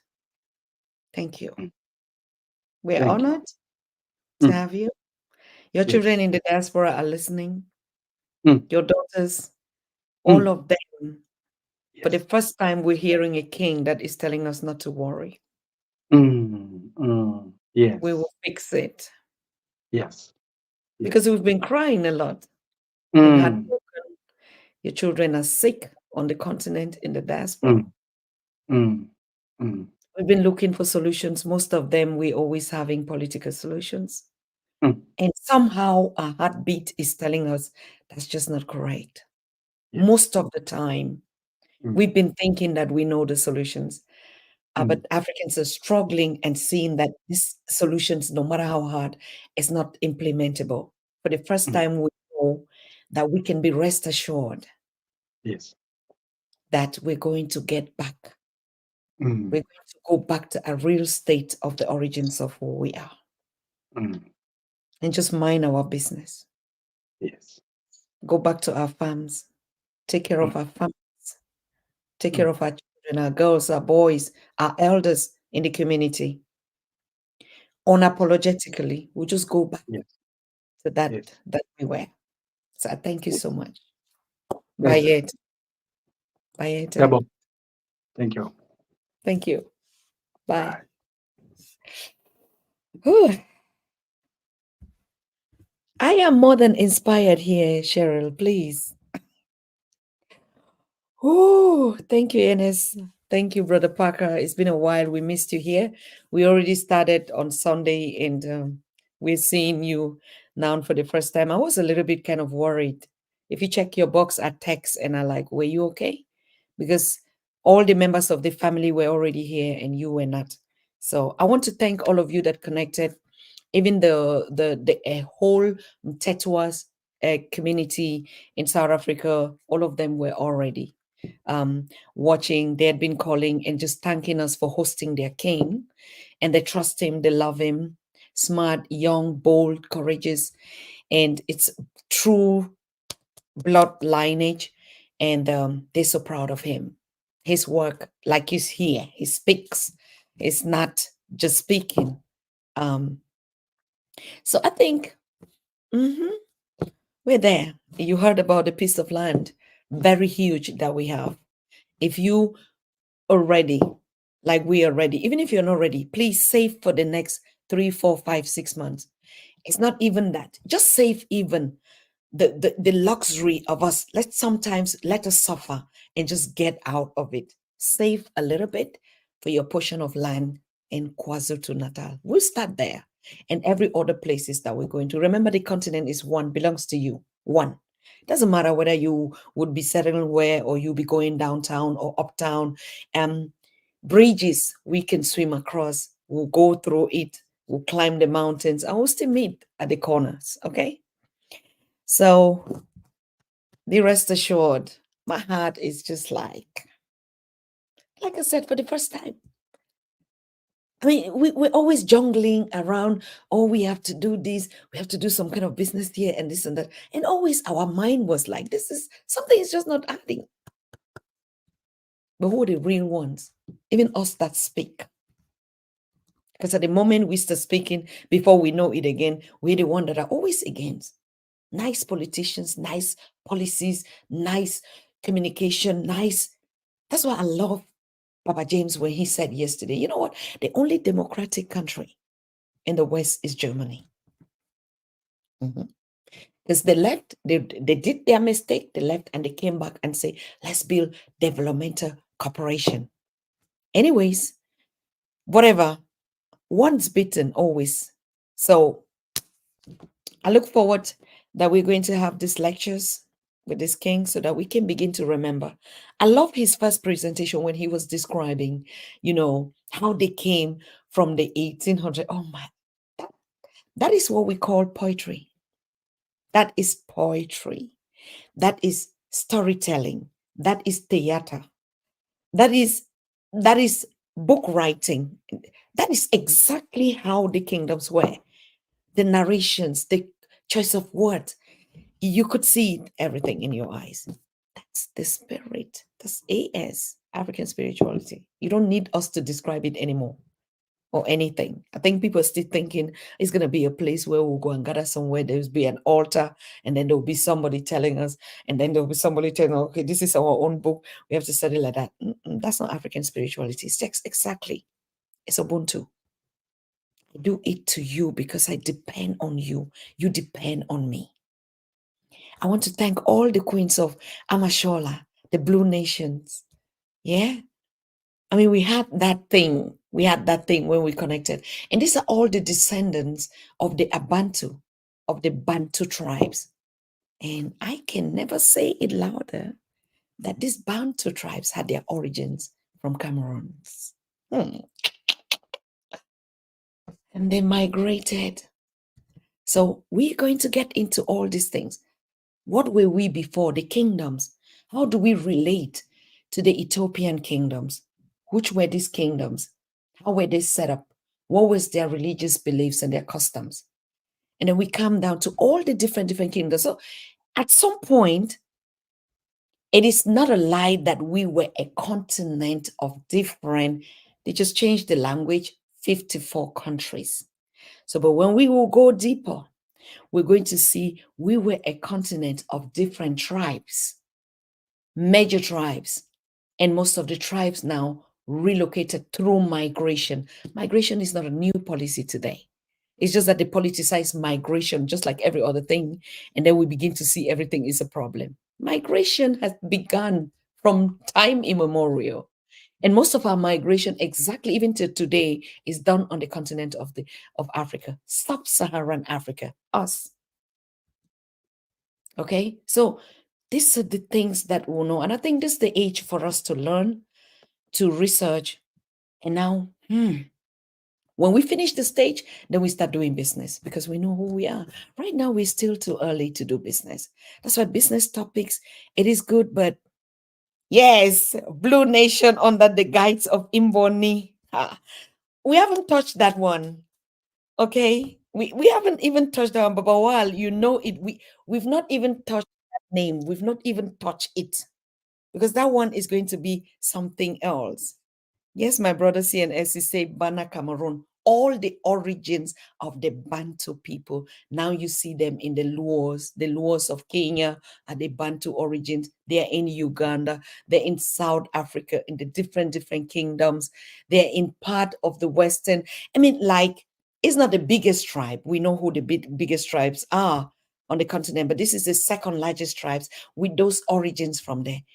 I think when we get the connection of our tribes and how we went, it will be so simple for us to understand that we are one. Just as simple as that. If we understand the different tribes, the formation of the tribes, then you just know that we're one. But even though we had different origins, so you'll be asking yourself, you look at the Ethiopian, you look at the Kemetic, the South, and you put the Sri Lankas, the Daka ones. History cannot lie. No matter how we try to torment, change, put here, this is at the end of the day, truth is truth. I don't know whether truth has a color. I'm really excited that we're beginning to have this kind of knowledge, that we're beginning to have know, that we're beginning to excel. We're rising and getting there, and we're cool with it. And I love you here, my community. I love you just so much. Why? This attitude of just listening is what kills me with you, this community. And particularly, I know Cheryl is saying the same thing. Reparations is saying the same. All of us are saying the same thing. Papa Cheesy, welcome. Just welcome you. You know, that attitude of us just listen and learn without questioning. Particularly, you always sniffing the first guest. I mean, I was at some point when I was smiling, I was just smiling at the family that I have here. Like, they're trying to test the waters. Who is this? How is he talking? Until I see Sharon and all of you use that noun to relax and like, oh yes, he's pouring. But we test the waters because we are made of it, that substance that flows in us. When the truth hits us, we know. we know. When the truth hits us, we know it. Professor James had said it one time. The revolution started with the market women of Cameroon, downtown Limbe. We're still going to dig to that because I also have we connecting all the royals, indigenous, the bloodline of the resistance. They'll be telling us the way it is. Don't miss it. Do not ever say, I didn't know. You know where to get your source of information. You know where it's correct. You know where the truth is. Now we know. We don't believe anything. Yes, we've been going around trying to sniff which one. Our young people are rising. Whether they're going to be doing politics like ACUP, we're going to guard them. They'll go on the right track. Powerful kings and queens that are rising in this vibration, in this energy, and that would make it right. But another thing that we are also going to get engaged is because this Africa is mother of the whole humanity. Are we only at some point in time just only going to talk about the particular group of Africans? Or actually, African will be taking the role of mediating world peace? Just a thought, okay? At some point, we're going to rise to a level where we now feel responsible for the world. So if something would be happening any place on earth, it will be the responsibility of the mother, the continent, to say, hey, stop fighting. So that mediation of peace doesn't just end among us on the tribes of Africa. That a facilitation of bringing a correcting the whole mistakes, as I can say, would have to start with a people that takes responsibility. And if you were called the first child, I'm sorry, it's your responsibility. Doesn't matter what excuses we're making here. Doesn't matter what excuses we'll be making here. At some point, the first child, the mother, would have to take control to fix it all. Doesn't matter whether your children are going to be purple, blue, white, black, what. At some point, it's going to come to that balance that we're in now to say, hey, we just leave our tenure and we metamorphose and meet the order in peace. Just drink our water, okay? So thank you very much. Tomorrow, we didn't intend to have a show. We wanted to take a break, not taking a break. Of course, we've taken so much break. But we wanted to get into a space where we're restructuring right now, as you know, creating the channels. Where do we put what and stuff like that? Everything is good. Everything is working well. We have support, background support, moral support, financial support, and people are still coming in. And those that are still asking, if you're one of them, you know how to get us to ask, how can you help?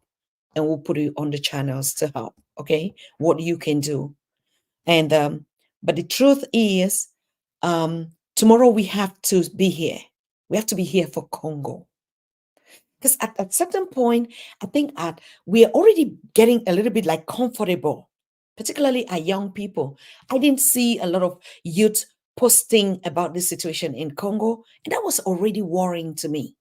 Because I know when we started this, the fire that we went through, texting the embassies, how could it have been that it is our elder, it is a Professor James Moore that will come here and remind the young people to take your responsibility for your continent and do the right thing?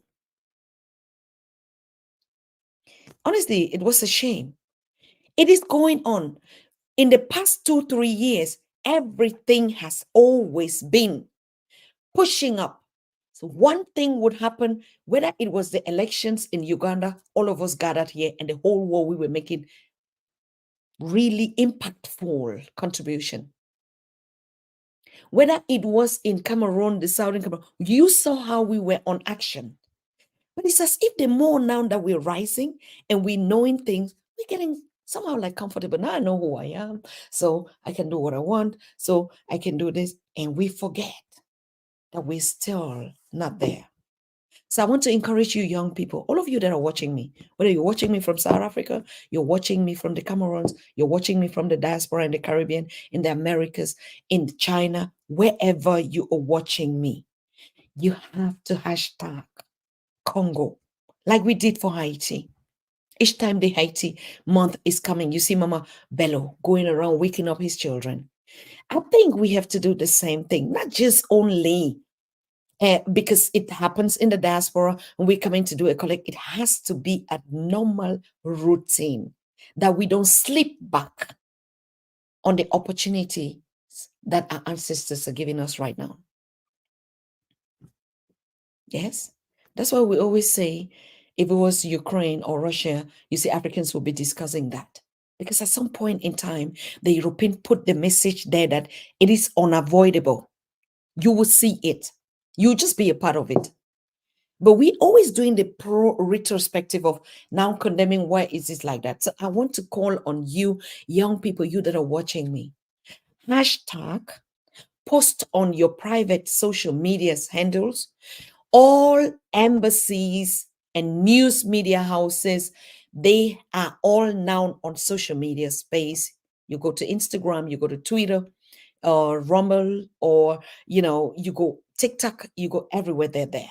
Because that's a new world. Now we are in the social space. Doesn't matter. Nobody is bigger than this one now. Okay. Tweet as much as you can. Post as much as you can. We just do not derail from the 12-12 movement of solidarity and unity. I hope your clocks are in at 12-12 because we introduced that in Cape Town with the king, and each time his clock rings, he posts me on it. Say, Queen, 12-12. This code should never leave us because that's a reminder that we need to be on solidarity another. Now is the time for Congo. And I just don't even begin to worry because really Congo is the mother. And imagine if now we're even discussing Congo. This is so beautiful. Something that never happened. We never had conversations on Congo. And we've heard the conflicts that have been going through in Congo for a damn long time. They're not doing enough, but they're helping. The Europeans are there building their NGOs or doing what, or building hospitals or even giving at least something bread. What about us? It takes only a tweet, not even creating the infrastructure to give something. It takes just a message to send out. So please, I want to see it because I will get those messages back. If you're tweeting, if you're sharing peace in Congo, we what is going on? I get it back because you're using my handle. If I don't see that action, then we're just basically sleeping. And I want us to wake up. So thank you so very much. I know it's time of, yes, Ronita Elise. Still on 12-12.